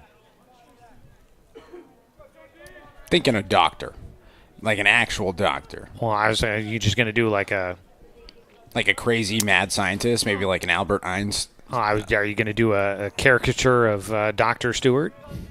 Maybe. I mean, he is a real person. He is a real person. First pitch to Martinez. Griffin in for a strike. 0-1 count. Are there photos of the actual Dr. Stewart out there? I'm sure there are. Like, can we cartoonify it? I'm sure you could. Can we use AI to make an alternative logo with Dr. Stewart's face on it? I guarantee it's possible. The 0-1 pitch is looped out towards right field. Playable for Flora, who will make the 2-hand grab once again against Martinez to finish things off. So it's Hammer and Martinez Griffin who do the same as they did in the first inning after runs would come in for the Merchants. They fly out to center and right, and that finishes it off. But 1 run comes in on 2 hits. There were no errors, and 2 runners left on base for the Doc Stewarts.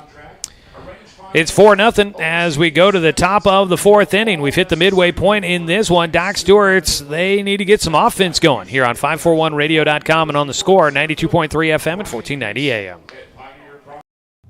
Hey there, sports fans. Thanks for watching this local sporting event online at 541radio.com. Did you know there's more than one way to watch games online? You can watch games on your laptop or desktop computer, your tablet, or even your smartphone just by going to 541radio.com. But we also use YouTube to stream all of our video broadcasts, which means you could be watching this game on your big screen TV with a number of different streaming devices. You can stream our live YouTube broadcast through your PlayStation or Xbox gaming device or through streaming devices like Google Chromecast, Apple TV, or Roku. There's plenty of ways to follow this live local sporting event. Plus, you can find past events archived on 1490 The Score's YouTube channel. Find us on YouTube and subscribe today to keep up with the latest in local sports coverage.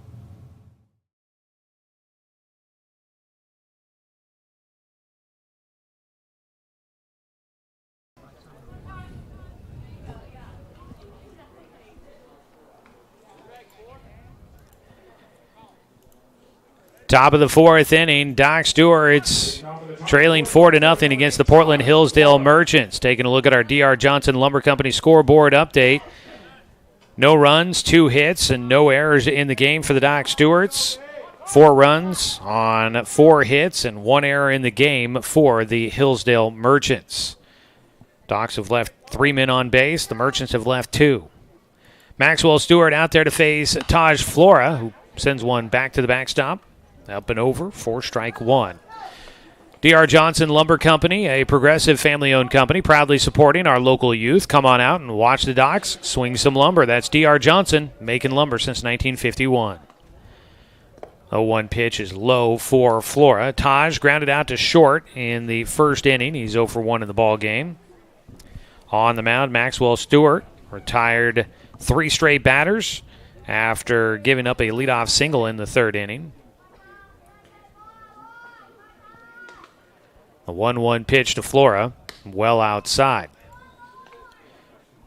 Taj this summer has done a nice job this middle of the order here for the Doc Stewarts. Been very productive. Hitting .343 this summer for Taj, 24 RBI. He'll hit one towards third. That's a fair ball. Taj down the line will not get there in time as Caden Cruz fields and fires across. Just not a lot going offensively for the Docs right now. It's been a really good pitching performance right now for Stewart. Maxwell Stewart will face Dane St. Clair, who flew out to right field in his first at-bat. A high fly ball out there to Ezra Weiss. Yeah, Docs just have not been able to square much up here today.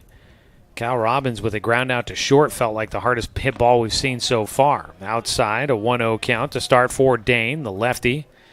You've got Dane, who bats from the left side. Paxton Burke, the switch hitter, hitting left-handed. And that is your 2 lefties in the lineup for the Docs. Maxwell Stewart misses low. 2-0 count. It's funny, I was talking to one of our players in Springfield the other day, and he hit a ball 113 miles per hour off the bat. It was a ground out. But he still wanted the graphic posted, even though it was a ground out. Ground ball foul down the first base side for St. Clair. He's got a 2-1 count. 113 that's moving right there. Yeah, it was moving. But it was a ground out, so we were like, well, do we post the highlight? He hit it hard. 2 balls and a strike with 1 out, nobody on. The 2-1 count goes to 2-2 as a called strike on the outside corner.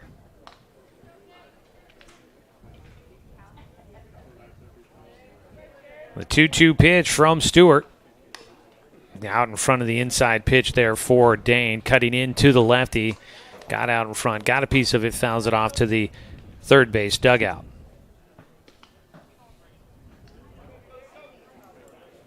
Doc Stewart's trailing 4-0 as we're in the top of the fourth.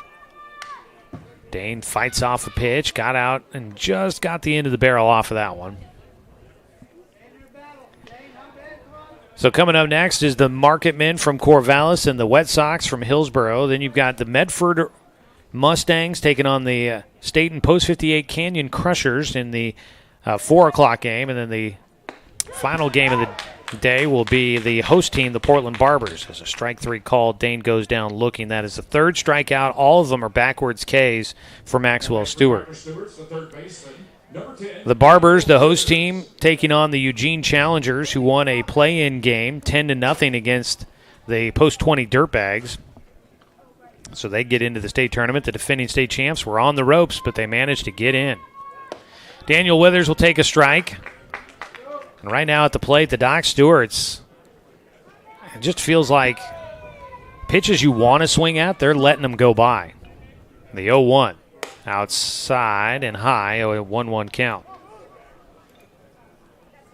It's just been really good stuff from Maxwell Stewart. Like he's shifting the speeds, locating his pitches. Orletto behind the plate. Scoops that one up, a 2-1 count. Trying to pull it back in there. He does a nice job of framing.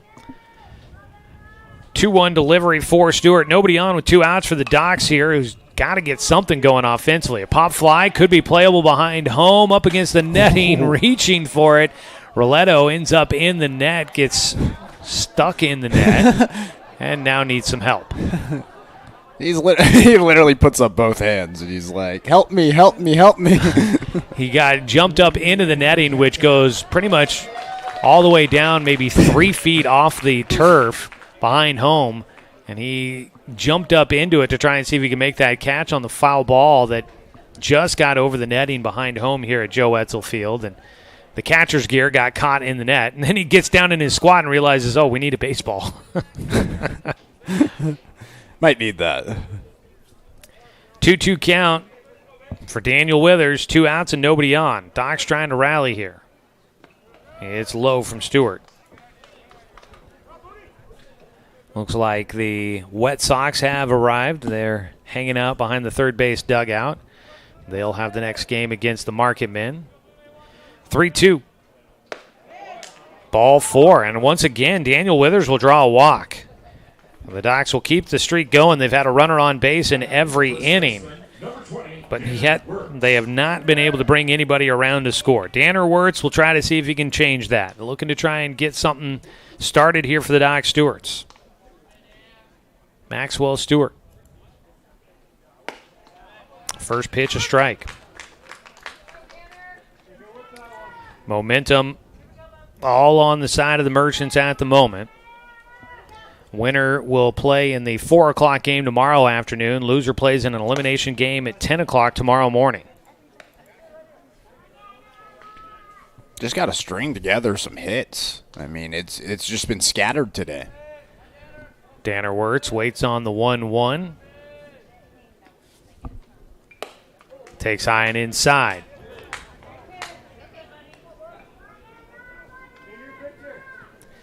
Two balls and a strike for Wirtz, the 7-hitter in the lineup here in the top of the 4th inning. Stepping off the bump and resetting into the stretch here for Stewart. A 2-1 delivery coming up. Doc's looking for some momentum. Withers sends one foul down the right side. Let's pause 10 seconds for station identification. This is Doc Stewart's Baseball on The Score.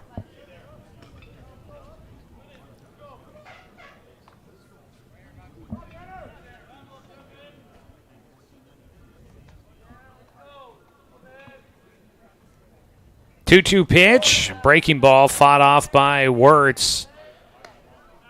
He'll stay alive at the plate, working against Maxwell Stewart through 3 2/3 innings. Stewart has been very elusive. They've got Jinky Tomita, who is throwing currently in the bullpen right now for the Merchants. 2-2 pitch. Chopped it off the plate. Slow roller down the third base side. Barehanded by Stewart. Makes a great play over to first base. That ball had some spin on it, and Stewart must have some big hands. He just palms that one and throws it over to first to get Danner Wirtz for the final out here in the 4th inning. Docs again get a man on base, but nothing going. No runs, no hits, no errors, and 1 man left on. It is 4-0 here as we head to the bottom of the 4th on 541radio.com and on The Score, 92.3 FM and 1490 AM. Johnson Lumber Company, a forward-thinking family company, has been operating in the Douglas County community for over 60 years. Founded by Don R. Johnson, the man who set the tone of commitment to these local communities by providing stable, long-term employment. D.R. Johnson Lumber Company understands the significance of investing in our youth because they are the foundation of our future. That's why they're a proud supporter of Roseburg Dock Stewart's. Come watch the Docks swing some lumber with D.R. Johnson Lumber Company. Go Docks! Brook Communications radio stations have joined forces with the News Review and Lotus Web Services, announcing the Lotus Media Group, a multimedia enterprise. Web, broadcast, print. Make it happen with LotusMediaGroupLLC.com. Financial security allows you the freedom to take stock of what's important and build lasting bonds. We share your goals. Trust Palm Wealth Management to consolidate your investments and generate income for those who need you most. Call Palm Wealth Management today. That's funny.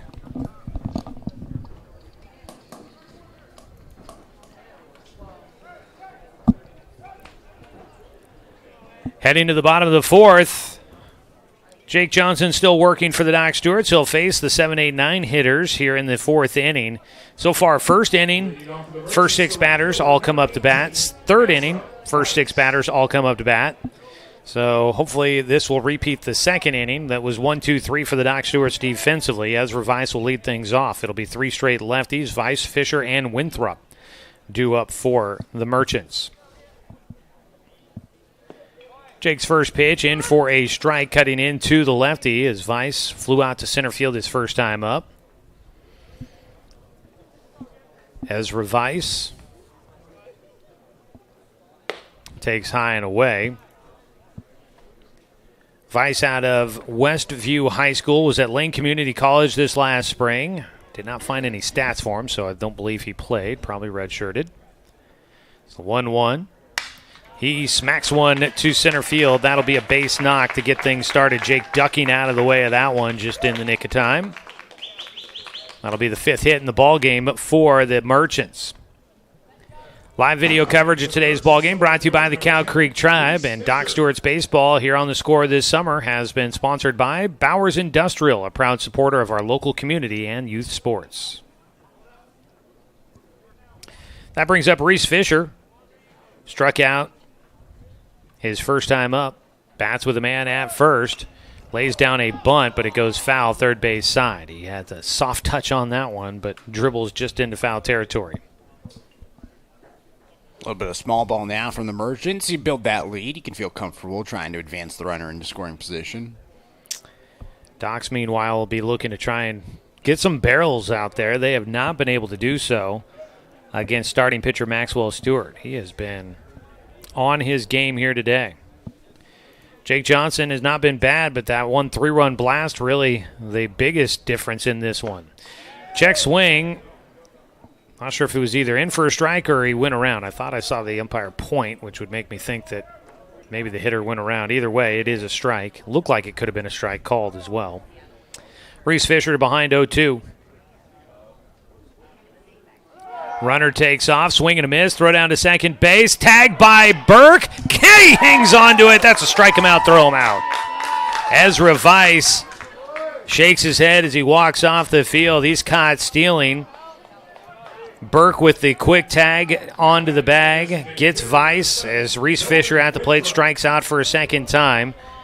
And the Dock Stewarts able to clear the bases and trying to make it a 1-2-3 fourth inning once again. Nolan Winthrop, the 9-hitter. First pitch swinging, skies one out towards shallow right field. Going out, Logan Anderson with his blue glove waits and makes the catch. And that's kind of interesting. First and third, 6 batters. Second and fourth, only 3 batters come up to the plate. So the Dock Stewart's able to do what they needed to there in the fourth inning to keep this one within reach. No runs on 1 hit, no errors, and nobody left on base. The Dock Stewarts trailing 4-0 as we go to the top of the 5th. Got work to do and running out of time to do it here on 541radio.com and on the Score, 92.3 FM and 1490 AM. Turn your home into your dream sanctuary with help from Douglas County Farmers Co-op. For over 100 years, we've carried everything you need to keep your garden and crops green and growing, including a large selection of soil mixes, composts, fertilizers, and other soil amendments. You'll also find stones, boulders, gravel, and more to add structure and diversity to your yard. Stop by or shop at DouglasCountyFarmersCoop.com.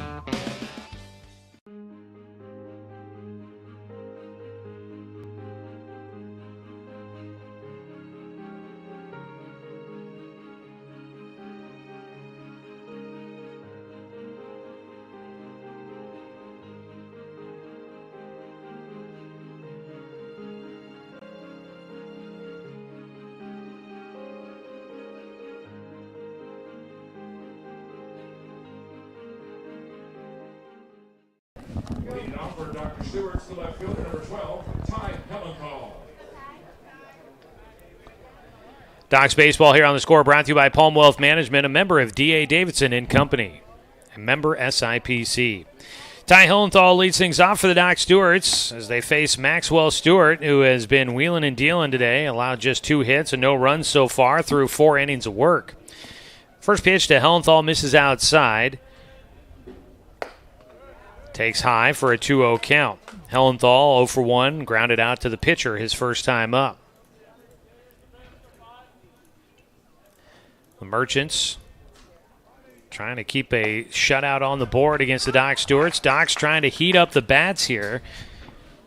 They've only been shut out once this season. That came against Grants Pass in a 2-0 loss in a pitcher's duel down in Grants Pass. Jake was the pitcher in that one as well.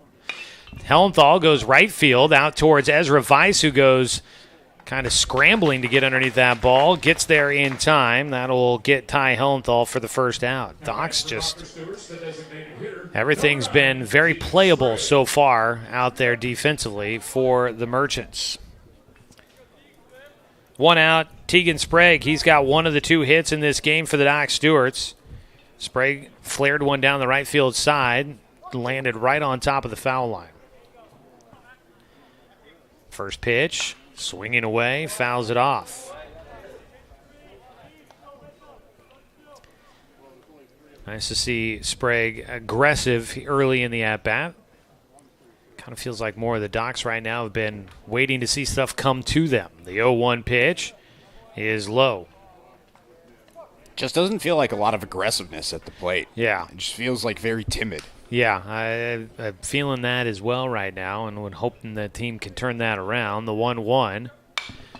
Ball fouled away. Maybe just some indecisiveness on some of the pitches. Like I said earlier, seem like they're letting. I've talked with Coach Astaire throughout the year, and a lot of times it's, hey, look for that fastball that you want to swing at. And the Docs just are not finding that pitch. Is that one just off the edge? Roletto, I will give him credit behind the plate. He is good at trying to frame that outside corner. Large reason why he's probably had enough to Lane Community College. Yeah, he has done a nice job of that behind the plate. Tegan Sprague at the dish right now, 2-2. Takes strike 3.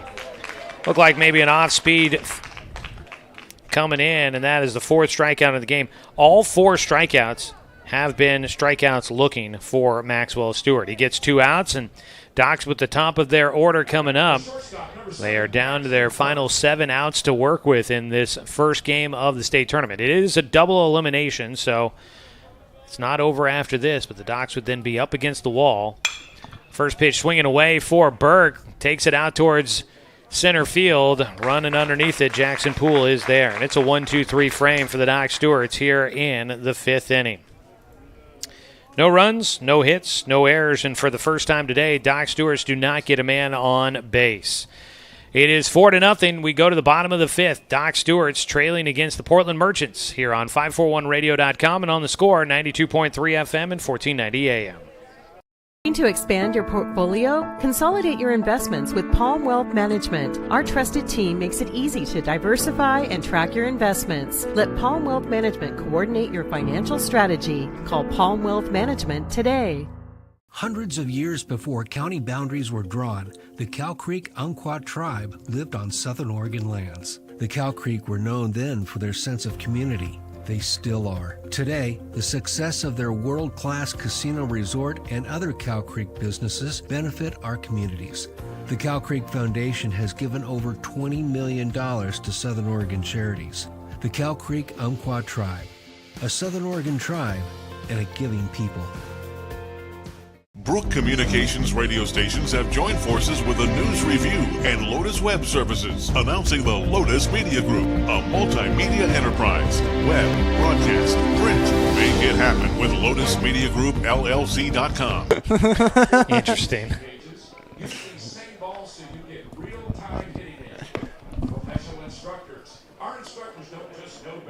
Heading to the bottom of the fifth inning, it's a 4-0 ball game here on the score. Unfortunately, it's in favor of the Portland Hillsdale Merchants, who are looking to stay on the winner's side of the bracket. Doc Stewart's would then need to reel off, I think it's 5 straight wins they would have to get to be able to win it all if they fall into the loser's bracket here today. So hoping that they can come back with 6 outs left to work with. We get a first call to the pin here today. The call to the pin brought to you by Overhead Door Company of Roseburg. If your garage doors are broken or just need updating, make the call to the Overhead Door Company of Roseburg for a change. They can also provide full-service repairs. Visit overheaddoor.com. Cam Hartzell will take over on the mound for Jake Johnson. Jake goes 4 innings. He allowed just 5 hits. 4 runs come in against him. He walked 2, struck out a pair. The one was a big 3-run homer in the first inning. That was the biggest of the hits that he allows. And unfortunately, Docs just could not back him up with any offense so far in this one. Hartzell takes over. He misses outside. Ball 1 against Jackson Poole, who leads things off, the leadoff man in the order as well. So he swings through the 1-0 pitch for strike 1. Hartzell making his 10th appearance on the season. He's got a 2-3 win-loss record. Misses outside, falls behind 2-1. Hartzell's thrown 31 2/3 innings, a 2.87 ERA, 38 strikeouts, 13 walks.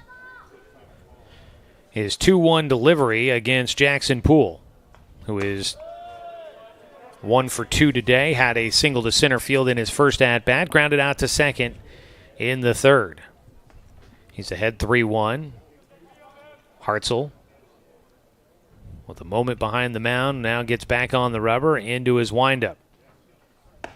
Fires in the strike for a full count. So Hartzell's in for the 3rd time through the lineup here against the Merchants, trying to give them a different look and see if the Docs can keep this game within reach. A 4-0 lead right now for Hillsdale. Out of the windup, the 3-2 is low, and that'll be a leadoff walk. So Hartzell with a walk, 3rd walk issued by the Docs pitching staff. 2 of them by Johnson in his start. This top of the order has been dangerous. We've got 4 hits out of the top 4 batters. Aiden Rice had a single in his last at-bat. Eventually came around to score to make it 4-0. He takes high and inside for ball 1. And really, that's been it. It's just been the couple of guys in the top 3 that have got on, and Roletto's been able to drive in some runs. They've set the table for the cleanup hitter, and he's done his job. Strike taken by Aiden Rice, outside corner. Hartzell back into the at-bat, a 1-1. I guess our listeners did dig up a picture of Mr. Earl B. Stewart. There's a runner going outside. Cam, his breaking ball misses outside for a 2-1 count, and it left Cal Robbins with no chance to try and make a throw to second base. Stolen base for Jackson Poole. He's into scoring position with nobody out in the top of the, or make that bottom of the 5th. So they found a picture of Dr. Earl B. Stewart, and apparently AI has come up with a cartoon version of him in a Roseburg baseball uniform with a ball cap on. All right, then. I don't know if I support this one. Technology, man, can do all sorts of things. It's crazy. We were talking about technology a little bit earlier, maybe before the game, but just like the difference in technology. AI is just like exploded this year. And it's just going to be a part of our everyday life moving forward. You can do all the pictures of Dr. Earl B. Stewart you'd like in the future. 2-1 pitch after a brief mound visit. This is lifted towards right field. Opposite field, the runner tagging at second as Flora will make the catch. No run as Taj Flora rifles that one back in. That holds Jackson Poole at second. Aiden Rice will fly out to right field, one away. Caden Cruz coming up to bat. He has walked twice in the ball game. One down. Doc's trying to keep it within reach. The one thing about AI, it just can't replicate those like old logos from like the 50s and 40s that were all like hand-drawn. Yeah. Breaking ball, the hitter goes around, check swing, and Caden Cruz wanted clarification. You really think I went around there? Yeah, that is the call on the check swing. Strike one. It's funny how AI, you can just tell when it's AI. For some reason, it just has a look that even when it's a good, like it's a good image that's been produced, you can still just, for some reason, tell. It's the 0-1 pitch from Hartzell is outside, a 1-1 count to Caden Cruz, the 3-hitter. I think like a lot of the illustrations you certainly can, but some of those videos out there, pretty hard to Those are differ. kind of a little nerve-wracking there that how good some of those have been. 1-1 pitch. Cam Hartzell in the game, gets a fly ball to center field. That's going to be playable for Dane St. Clair. And having to hold at second base is Aiden Rice. Caden Cruz for the first time put out in the ball game. 2 down. It brings up Cody Roletto. A 3-run homer in the first and an RBI single in the third. For the first time in the game, he will bat with 2 outs in the inning. But he has been up to bat with a man on base and in scoring position in every inning so far. And he has been able to do the damage to help put this Merchants team ahead 4-0. Brief visit out to the mound for Logan Anderson to talk with Cam Hartzell to make sure they're on the same page with the pickoff signals to second base. Hartzell trying to make it a clean 5th inning and keep the Docs within reach at 4-0. First pitch. Breaking ball misses low and outside. Hartzell, a bit of a rocky start to this summer after his freshman year at Umpqua Community College. He got playing time early during the spring, but was not used as much as the season wore on. But he has really settled in as of late and has been looking good out there, has had some of his best pitching performances in his last couple of outings. He misses high, a 2-0 count against Roletto, the dangerous man batting in the cleanup spot. And when his slider is working, like he is as dominant as you can be at this level. The 2-0 pitch. There is the breaking ball. In for a strike. He just gets a lot of break on it. And when he can control it, like, it really fools hitters. 2 balls, 1 strike against Cody Roletto. A cleanup hitter with a man at second base. A big lead out that direction. But diving back in safely will be Jackson Poole as Hartzell sending the ball out to Logan Anderson at the bag. 2-1 count, looking to get through things here in the bottom of the 5th. Hartzell delivers, gets him to pop one up right side, out of play towards the bullpen for the Doc Stewarts. And that evens up the count. 2 balls, 2 strikes with 2 down and a man at second base. Game 1 of day 1 here at the state tournament at Joe Edsel Field, the University of Portland. 4 games today, 4 more tomorrow, and then we start eliminating teams. 2-2 pitch. Swing and a miss at a ball in the dirt. Cal up with it. The throw down to first base will get there just in time as a hitter. As you're running down the line and you just see the first baseman waiting and waiting, you think, I might have an actual chance to get there. A strikeout finishes it off for Cam Hartzell, his first in the ball game, and the Doc Stewarts keep it a 0 on the board here in the 5th inning for the Hillsdale Merchants. No runs, no hits, no errors, and 1 man left on base. We go to the 6th inning, late stages, game 1 of the day. Docs looking to rally, trailing by 4 here on 541radio.com and on the Score, 92.3 FM and 1490 AM. Communications radio stations have joined forces with the News Review and Lotus Web Services, announcing the Lotus Media Group, a multimedia enterprise. Web, broadcast, print. Make it happen with LotusMediaGroupLLC.com.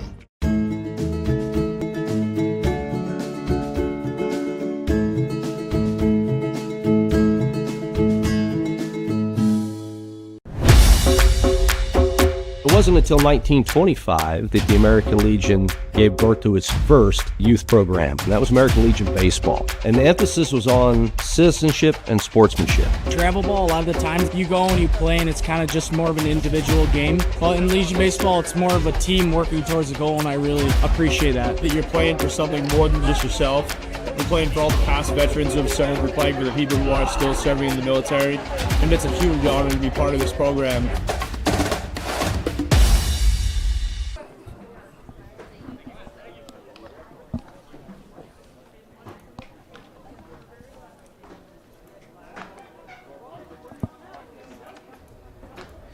Heading to the top of the sixth inning here from Joe Edsel Field in an overcast Portland metropolitan area. Up here in the big city for the Doc Stewarts. They made one trip up to, well, they've made two trips up to the Portland metropolitan area this year, playing against the Barbers out in Beaverton and then playing in the Clackamas tournament out on the other side of town. Now we are in Portland proper, here at the University of Portland. And for the Doc Stewarts, it's the top of their order. Logan Anderson, Cal Robbins, and Taj Flora coming up to bat. It's the heart of the order due up here this frame, brought to you by Floors by Design. Ground ball left side, and Logan Anderson will sneak one through. And the Doc Stewarts hoping that that is just a bit of what's to come here in the sixth inning. A leadoff single for Logan Anderson. He's on. He's 1 for 3 in the ball game. And it brings up Cal Robbins with nobody out and one on. Today's ball game brought to you by Southern Septic Service. Nobody sticks their nose in Southern Septic Service's business. Get a free no-obligation estimate today for all your septic, grease trap, and portable toilet needs. Visit SouthernSepticServiceInc.com. Cal, he'll ground one towards short. Hammer goes to second. The ball is bobbled, dropped, and in safely is Anderson. Aiden Rice couldn't handle the throw to second base. Cal Robbins will get on with a fielder's choice. And an error out at second base. What's the ruling here? I think that's what they're trying to discuss right now. And I think it is going to be an error, maybe an E6. Yeah. They put an error up on the board. They keep giving them to the Docs, but it is an error on that play. So Logan Anderson into second safely. Docs with their first time all game with multiple runners on base. And it comes with nobody out as Taj Flora, the cleanup batter, will hit. He is grounded out twice to the left side of the infield. He flies one over the backstop for strike one. Maybe that's the break the Docs need. I mean, it was a softly hit ball out towards the left side. A tough play for Hammer trying to go back towards second, but a poor throw, and you get an extra out. So many times the Docs have given free 90s, and it's allowed other teams to score runs. Strike called on the outside corner against Flora on the 0-1. And Maxwell Stewart, who is into his sixth inning of work, has the 0-2 count. It's a 4-0 lead for the Merchants. Docs, game-tying run is the man on deck. That's Dane St. Clair thinking ahead here as things go. Ground ball left side. It is underneath the glove for Caden Cruz. Slipping at third base. Anderson will have to hold at third. He was trying to make the turn, and he could not keep his feet underneath him. He trips at the bag, but the bases are loaded with nobody out. As the Doc Stewarts finally see some offensive momentum. Wow. I'm thinking base. Oh, nope. Well, they put the two errors up for the Merchants. They put it as a hit. Okay, it's a hit. I'm thinking a hit. It was a tough play for the third baseman, rocketed to the 5 spot, just under the mitt, didn't hit his mitt. Dane St. Clair, 0-2 count. He hits one out towards left field. That ball getting on the left fielder. It's caught, but it's going to bring in a run, and the Doc Stewarts are on the board. Shutout no more. Dane St. Clair almost got that one over the head of Reese Fisher in left field, but he's able to get back and play it. I'm wondering, did that one hurt his hand? His gloves on the ground. Oh, no, just had to put the sunglasses back on his head, I guess. Either way, he makes the catch, but he was not set up to try and throw that ball back in. So a sac fly for Dane St. Clair, and the Docs are back within 3. Everybody else had to hold, so Cal Robbins at second, Taj Flora at first, and now Daniel Withers looking to try and get something going. He takes outside for ball 1. Withers has walked twice in this game. Docs are trying to claw their way back into this one. The 6-hitter, Daniel Withers. He gets underneath the ball out towards left field, and it's going to carry right to Reese Fisher. Unlucky on a ball smoked off the bat for Withers. Goes right at the left field. He didn't have to move at all. He was in the same spot that St. Clair hit his. A couple of hard hit balls right to Reese Fisher out in left field. And that is quickly 2 outs. And it'll bring up Danner Wirtz. Docs need to try and keep this one going here. Need to try and find a way to see if they can cut this deficit in half. Off the bag out at second base. A throw goes that way. Cal gets back to the bag. On the mound, Maxwell Stewart. I think got a little surprised with how far Cal was going off the bag out there, but nobody was holding him on. With 2 down and 2 runners on, Danner Wirtz grounds 1 foul, third base side. Heart of the order there coming up, and Taj Flora getting on, base hit, fielder's choice for Cal Robbins, and Dane St. Clair with a sac fly. The heart of the order doing some damage. Floors by Design is at the heart of every home, and Floors by Design is online at roseburgflooring.com.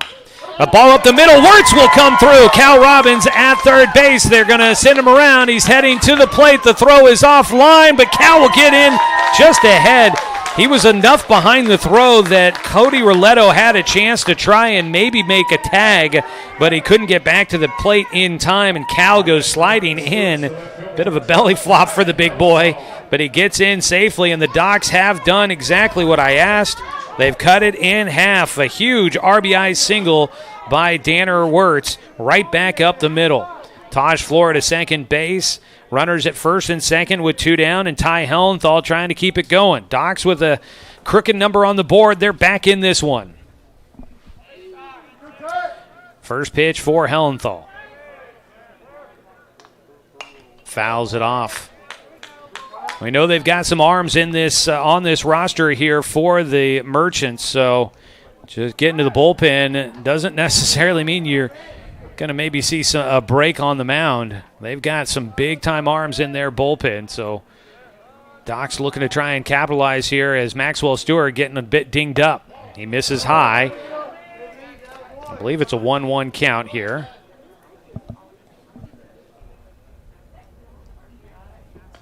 Ty Hellenthal 0 for 2, flew out to right field his last time up. Takes inside, 2-1.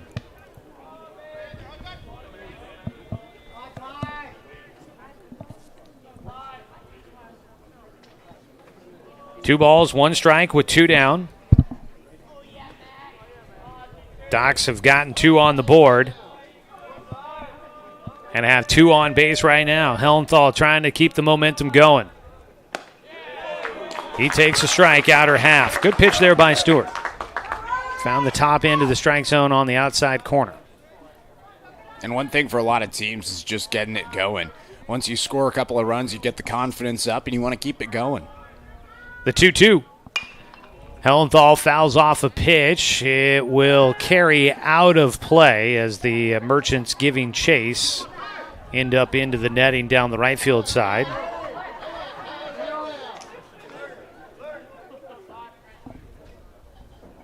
It seemed as if the crowd got amused by something that happened out there. I was watching the foul ball. Not sure if there was something that happened out there on the bases. Some chuckles coming from the crowd behind home here in front of us. A 2-2 count. Maxwell Stewart against Ty Hellenthal. And Ty will take low and outside on the breaking ball. He's got the full count. Runners at first and second should be moving on the pitch to the plate. What it was a couple of kids that ran over to try to get the ball, and the guy tossed it to the kid, and the kid dropped it. Oh, okay. And off the mound, Maxwell Stewart will take a break as they get a visit out to the mound here with the full count pitch coming. Doc Stewart's baseball brought to you by Roseburg Country Club, established in 1922, offering an 18-hole course with excellent year-round playability. Find out more at roseburgcountryclub.com. And I do want to take a moment here to say, if you haven't already, you can head to our YouTube channel, and you can find the playlist of all of the Doc Stewart's interviews that we've done this year. They're brought to you by Evergreen Family Medicine. Expect the unexpected at Evergreen Family Medicine, serving Roseburg, Myrtle Creek, and Sutherland. Evergreen offers more than traditional primary care. You can always expect more from Evergreen. We interviewed every player on the team this year. All of those interviews we did on video this year for the first time, and you can find all of them up on our YouTube channel, 1490 The Score on YouTube. Or if you're on the roster page at Doc Central on 541radio.com, you can find links to their player interviews on the roster page there on our website as well. All right, after the meeting, it's a full count pitch coming up to Ty Hellenthal. He's the 7th hitter up to bat. He takes ball 4.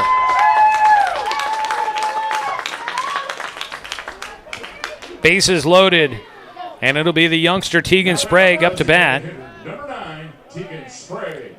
Bases loaded. Doc Stewart's have the game-tying run in scoring position with 2 outs here in the top of the 6th inning. Tegan Sprague with 1 hit already. He did strike out looking his last time up. He's looking to try and poke one in to see if the Docs can add to their score here in this 6th inning. And the first pitch he takes low and outside. Well, it feels like the Docs have woken up here. My heart rate's going up a little bit more here. Getting exciting here in game 1 of the day at state tournament here in Portland. Sprague will foul one away for strike 1. Tegan Sprague getting the pick as the DH in this game for the Doc Stewarts today. They've kind of had a rotating player in that spot from time to time. Today it is Sprague, the 1-1. He takes high and away. Tegan. Just what an opportunity for him. Well, the youngster out of Umpqua Valley Christian. Just was a sophomore this last year, first year on the Docs. He's come up with a base hit in this one already. Trying to do it again with 2 outs, a 2-1 pitch, the bases loaded. He takes high for ball 3. And on the mound, Maxwell Stewart starting to labor through this 6th inning. This is the 8th batter he is facing in the frame. Top of the order waits on deck. And I think Paxton Burke's down there licking his chops, hoping for a chance to get up to bat here in this 6th inning. Tegan Sprague trying to give it to him, the 3-1 pitch. Ground ball at the hole, it's short, picked up, the easy toss to third will finish off the frame.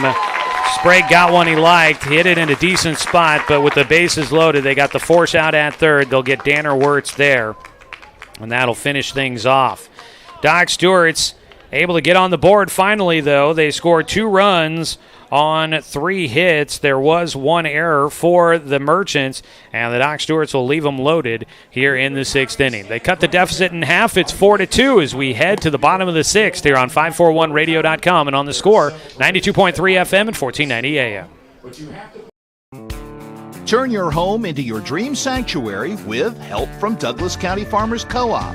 For over 100 years, we've carried everything you need to keep your garden and crops green and growing, including a large selection of soil mixes, composts, fertilizers, and other soil amendments. You'll also find stones, boulders, gravel, and more to add structure and diversity to your yard. Stop by or shop at DouglasCountyFarmersCoop.com.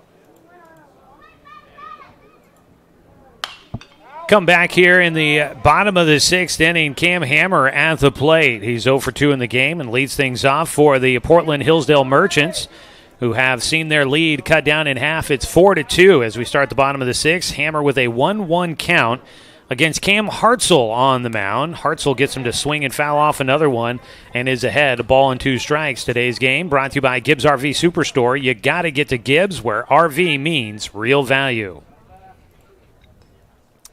Well, the Docs with some positive momentum there in the top half of the 6th, trying to keep it going. A 1-2 pitch, swung on and missed, and down on strikes goes Cam Hammer. Second strikeout in the game for Cam Hartzell.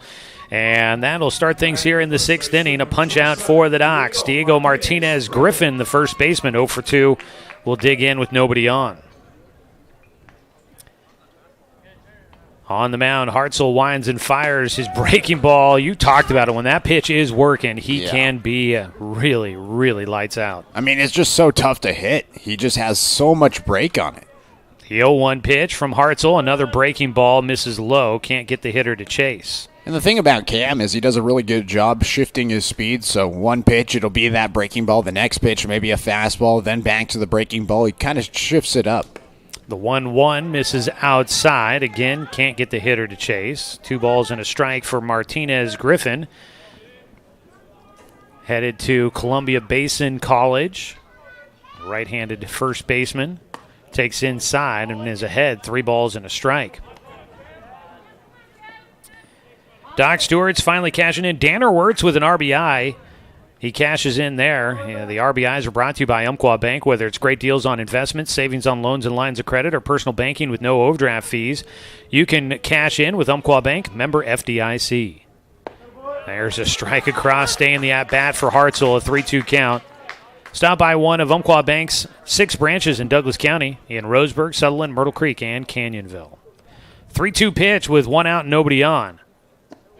Misses low.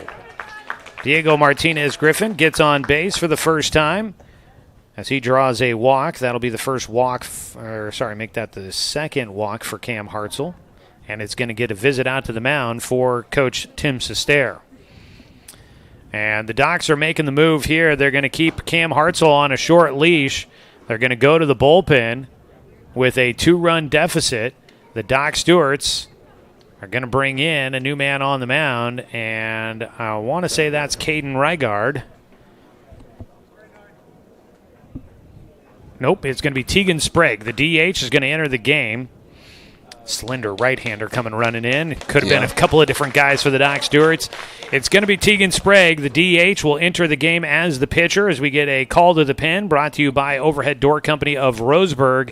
If your garage doors are broken or just need updating, make the call to the Overhead Door Company of Roseburg for a change. They also provide full-service repairs. Visit overheaddoor.com. We'll take a 1-minute timeout. Come back here on 541radio.com and on the Score, 92.3 FM and 1490 AM. Number 9, Tegan Sprague. To expand your portfolio? Consolidate your investments with Palm Wealth Management. Our trusted team makes it easy to diversify and track your investments. Let Palm Wealth Management coordinate your financial strategy. Call Palm Wealth Management today. Hundreds of years before county boundaries were drawn, the Cow Creek Umpqua tribe lived on Southern Oregon lands. The Cow Creek were known then for their sense of community. They still are. Today, the success of their world-class casino resort and other Cow Creek businesses benefit our communities. The Cow Creek Foundation has given over $20 million to Southern Oregon charities. The Cow Creek Umpqua Tribe, a Southern Oregon tribe and a giving people. Brook Communications radio stations have joined forces with the News Review and Lotus Web Services, announcing the Lotus Media Group, a multimedia enterprise. Web, broadcast, print. Make it happen with Lotus Media Group, LLC.com.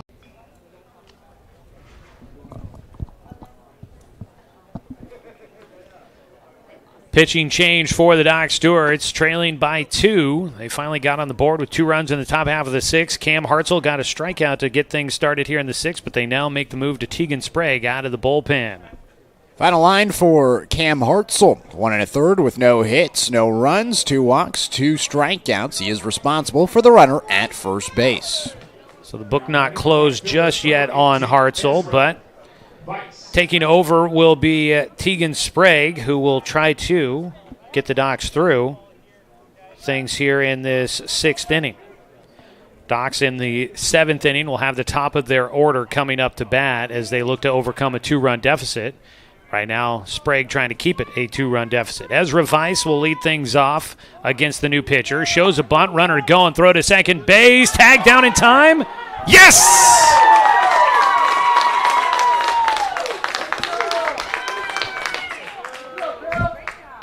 And that was a pinch runner in for Diego Martinez Griffin.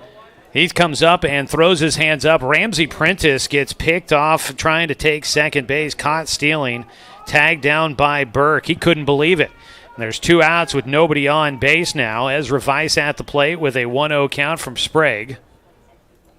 Missing outside, and not sure what happened there. That ball popped out of the glove for Cal Robbins, and he's in some pain. He's got some, well, I think that's this is something new that I haven't seen, is that catchers have like a wristband that keeps their glove attached to their wrist. Have you seen that, Knight? I have. It kind of helps with the wrist motion. Yeah, I hadn't really seen that, but something there on the receiving the baseball for Cal Robbins. At first I thought that thing around the wrist was a brace on his hand, as if maybe his left hand was a little bit dinged up or something, but I was wondering if it maybe hit the wrist. Yeah, maybe it came in a little bit too far down the hand. But I hadn't noticed that catchers are starting to wear this thing that kind of looks like a bracelet that holds their glove onto their hand. I think it's a little bit of protection as well. Yeah. A 2-0 count. High and inside for Sprague, and the count goes 3-0 against Ezra Weiss. I will tell you, I remember going to the Umpqua Valley Christian versus Marist game, and the Marist catcher having the pitch comm in his back pocket. That was pretty crazy. 3-0 for Sprague. Does work in a strike as Weiss was ready to toss away the bat. Oh, you're seeing, it's usually specific schools like Marist that have those technologies that are involved. You're starting to see it become more of a thing at this level. The 3-1, swing and a miss, and back into the at-bat here. Tegan Sprague has a full count. Docs need 1 more out to get through things here in this 6th inning. Have the top of their order coming up, looking to try and get back into this one fully. The 3-2 pitch for Sprague. The young righty misses high. Another walk here in the 6th inning for the Merchants. It'll be the 8-hitter Reese Fisher to bat. He has struck out twice. Those were both against Jake Johnson.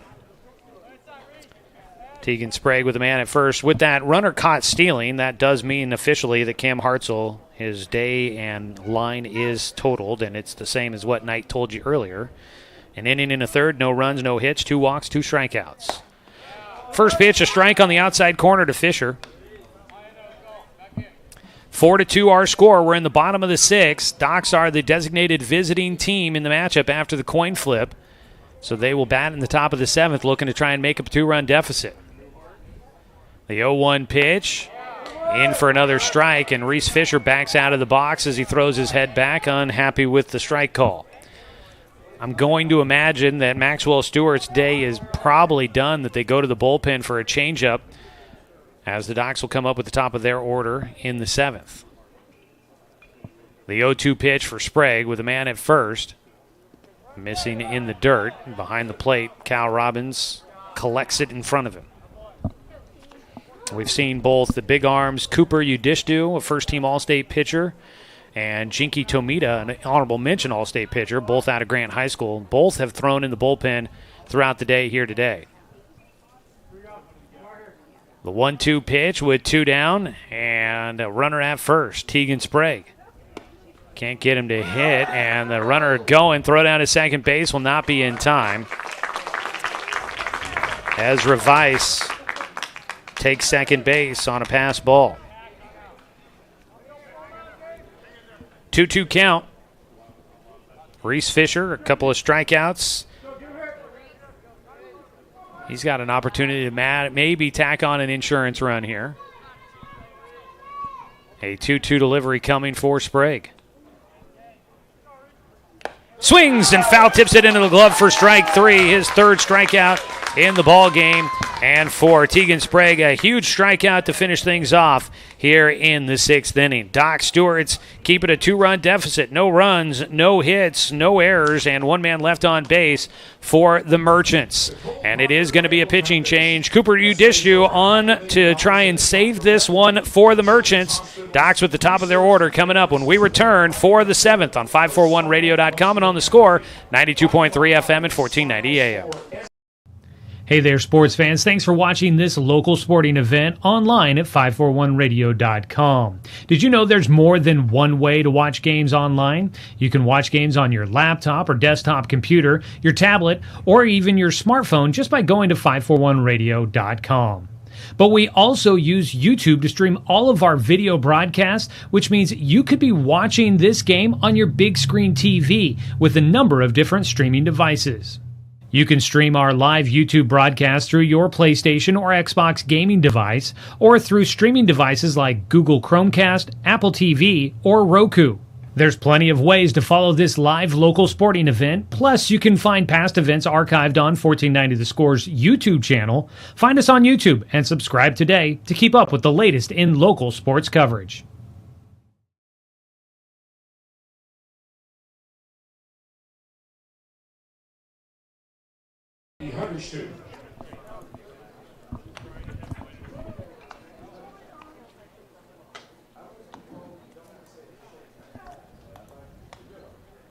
The Portland Hillsdale Merchants will make their first call to the pen today. It's brought to you by Overhead Door Company of Roseburg. Visit overheaddoor.com. Cooper Udishtu out of Grant High School, class of 2025, will take over. Right-hander, first-team All-State, first-team All-League, PIL Pitcher of the Year. Hitting mid to upper 80s on his fastball, topping out at 86 is what I saw. Had 92 strikeouts during the spring season with the Grant Generals. He will take over for Maxwell Stewart. Stewart did a good job, but got roughed up for 2 runs in the 6th. It's a 4-2 lead. This is a save opportunity for Udishtu. And his first pitch is high to the top of the order. Paxton Burke will be the first man to face the new pitcher. There's another one that misses, and Burke is ahead 2-0. Paxton Burke 1 for 3 in the game, an infield single in his first at-bat. Top of the order for the Docs as they try to make up a 2-run deficit. He takes a strike on the 2-0 pitch. Well, it's the right guys, hopefully at the right time for the Doc Stewarts here. And this is the part of the order that you would like up. The 2-1 to Burke. Fouls it back for strike 2. Burke, Anderson, and Robbins due up here in the 7th inning. Docs need 2 to tie it up and at least force the bottom of the 7th. The 2-2. Poke left side. That one out there. Long run. Reese Fisher tracks it down just shy of the foul line, making the running catch for the first out. Man, that was a heck of a grab. I think if he's a right-hander out there, it drops down, but because he's a lefty, he's able to stretch with his right arm, running towards his right, and he's able to make the grab in a full sprint. So Reese Fisher makes the play in left field, 1 out, and the Docs down to their final 2 to play with, trailing by 2. Logan Anderson up to bat against Cooper Udishtu. Takes low and inside for ball 1. Maxwell Stewart goes 6 innings in this one here today. We'll get a full line on Stewart here from Knight in just a moment. The 1-0 pitch. Anderson will take a strike. Final line for Maxwell Stewart. 6 innings pitch, 5 hits, 2 runs. None were earned with 3 walks and 4 strikeouts. 1-1 here for Logan Anderson. Check swing, that's strike 2.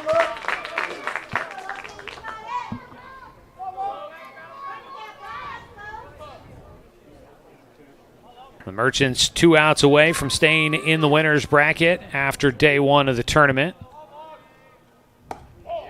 Pitch outside, a 1-2 count, goes to 2-2 for Logan Anderson. Really unique arm motion from Udishu out there. Kind of has his left shoulder up and kind of drags the right arm with him as he fires it towards the plate. The 2-2 pitch. Anderson swings and misses for strike 3. Doc Stewart's down to their last out here in Game 1 at the state tournament. Cal Robbins trying to keep things going. Number 14, Cal Robbins. Robbins is 0 for 3 in the ballgame, reached on a fielder's choice in the 6th inning. Ended up coming around to score on the RBI single by Danner Wirtz. The first pitch. Cal takes ball 1. Today's game sponsored by McClendon Smokehouse, a family-owned meat shop and smokehouse offering a wide selection, plus fresh produce, baked goods, and a general grocery selection. As a tapper on the infield, left side, charging in. Hammer, the throw to first on the run, and that'll do it. Cooper Udishtu comes in and gets it a 1-2-3, 7th inning, and the Doc Stewart's rally falls short. No runs, no hits, no errors, and nobody left on base. So it's Game 1, a slow start for the Doc Stewarts, and they will be up against elimination from here on out. They'll see if they can rally their way here at the state tournament.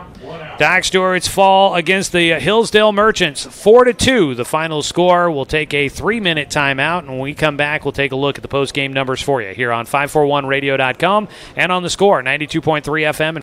Of years before county boundaries were drawn, the Cow Creek Umpqua tribe lived on southern Oregon lands. The Cow Creek were known then for their sense of community. They still are. Today, the success of their world-class casino resort and other Cow Creek businesses benefit our communities. The Cow Creek Foundation has given over $20 million to Southern Oregon charities. The Cow Creek Umpqua tribe, a Southern Oregon tribe and a giving people. When it comes to finances, it can be hard to know what's in your best interest. Experience the strength of advice at Palm Wealth Management. From education and estate planning to retirement and the unexpected, we can help. Call Palm Wealth Management today. Find everything you need to enjoy the outdoors at home or on the road at Douglas County Farmers Co-op. Our garden center has what you need to create an oasis at home, from patio furniture to plants and everything in between. And whether you're barbecuing at home or tailgating at the game, we stock the best products from Yeti, Traeger, and Weber. Stop by or shop online at DouglasCountyFarmersCoop.com. My wife and I moved to Oregon to raise a family, set our roots, and to have a lot of fun outdoors. We quickly realized that we needed a truck or a rig for the projects that we were doing in our backyard. When we were looking to find a place to finance our truck, we asked our patients, and everyone recommended Cascade Community Credit Union. It was so easy to work with Cascade. Everything was done via email, phone, and we didn't even need to go in. I can't wait to finish up the projects in the backyard, go on more adventures in our truck with our boys, and I look forward to working with Cascade again in the future.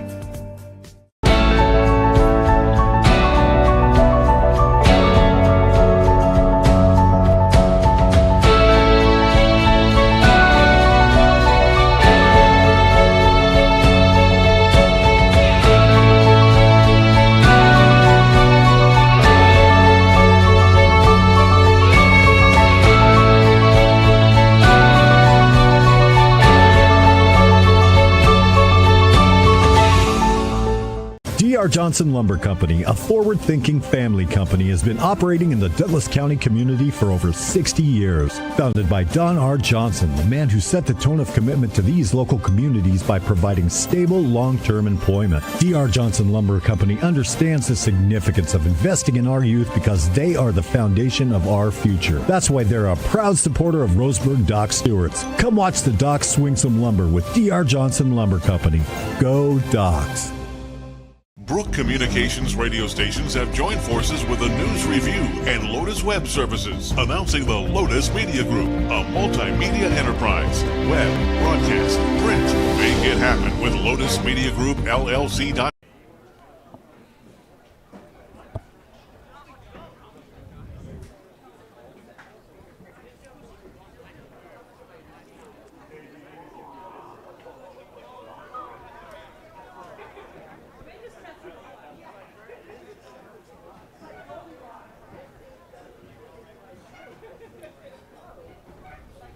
Well, the Doc Stewarts will have to regroup and try to keep their season alive coming up tomorrow when they'll face either the Corvallis Girding Builders Market Men or the Hillsboro Baseballism Wet Sox in an elimination game that'll be played at 10 a.m. Once again, the Doc Stewarts will be the first game of the day coming up tomorrow as they try to keep their season going for at least one more day. Along with Knight Uretsky, I'm Joey Kieran here at Joe Etzel Field on the campus of the University of Portland.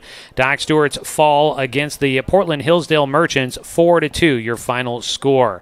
We'll get into the numbers here in a moment, but Knight just overall just kind of a sluggish, slow start for the Doc Stewarts at the plate against Maxwell Stewart. Give him a lot of credit on the way he pitched here today. He was pretty good. And the Doc Stewarts just could not do much early on in this game. Finally break through late to make it interesting, but it was just a little too late for the Doc Stewarts in Game 1 here at State. 100%. And you know, it was a slow start. You fall behind early. You get the 3 runs in the first inning on the 3-run shot. Not really a lot of offense for Jake Johnson, who honestly settled in after that first inning. Only allowed 1 more run after that point. Did a pretty good job putting zeros on the board. I thought the bullpen did a pretty good job today as well. Camden Hartzell and Tegan Sprague did a good job out of the pen, but it was just not capitalizing with the opportunities in front of you. And that's kind of been the story this season for the Dr. Stewarts at times, leaving runners on base, and we certainly saw that in the early innings. And finally, they were able to get some opportunities in the 6th inning, score a couple of runs, but it certainly stings to have the tying run stranded in scoring position. The final numbers as we take a look at the D.R. Johnson Lumber Company scoreboard update. 2 runs on 5 hits, no errors, 7 men left on board for the Doc Stewarts. 4 runs, 5 hits, 2 errors, and 4 men left on base for the Hillsdale Merchants. Getting the win will be Maxwell Stewart. He went 6 innings, allowed 2 runs on 5 hits, 3 walks, and 4 strikeouts. Jake Johnson takes the loss to fall to 1-2 on the season. He gives up 4 runs on 5 hits over 4 innings of work. He allowed 2 walks and had 2 strikeouts in this one. And then Cooper Udishu pitches a 1-2-3 7th inning to pick up the save in the matchup. He got 1 strikeout and did not allow a hit or a walk. No one gets on base against him as he closes out the game. The Merchants will move into the winner's bracket. They'll play tomorrow at 4 o'clock against the winner between the Market Men and the Wet Sox. That game is coming up next here at Portland's Joe Etzel Field.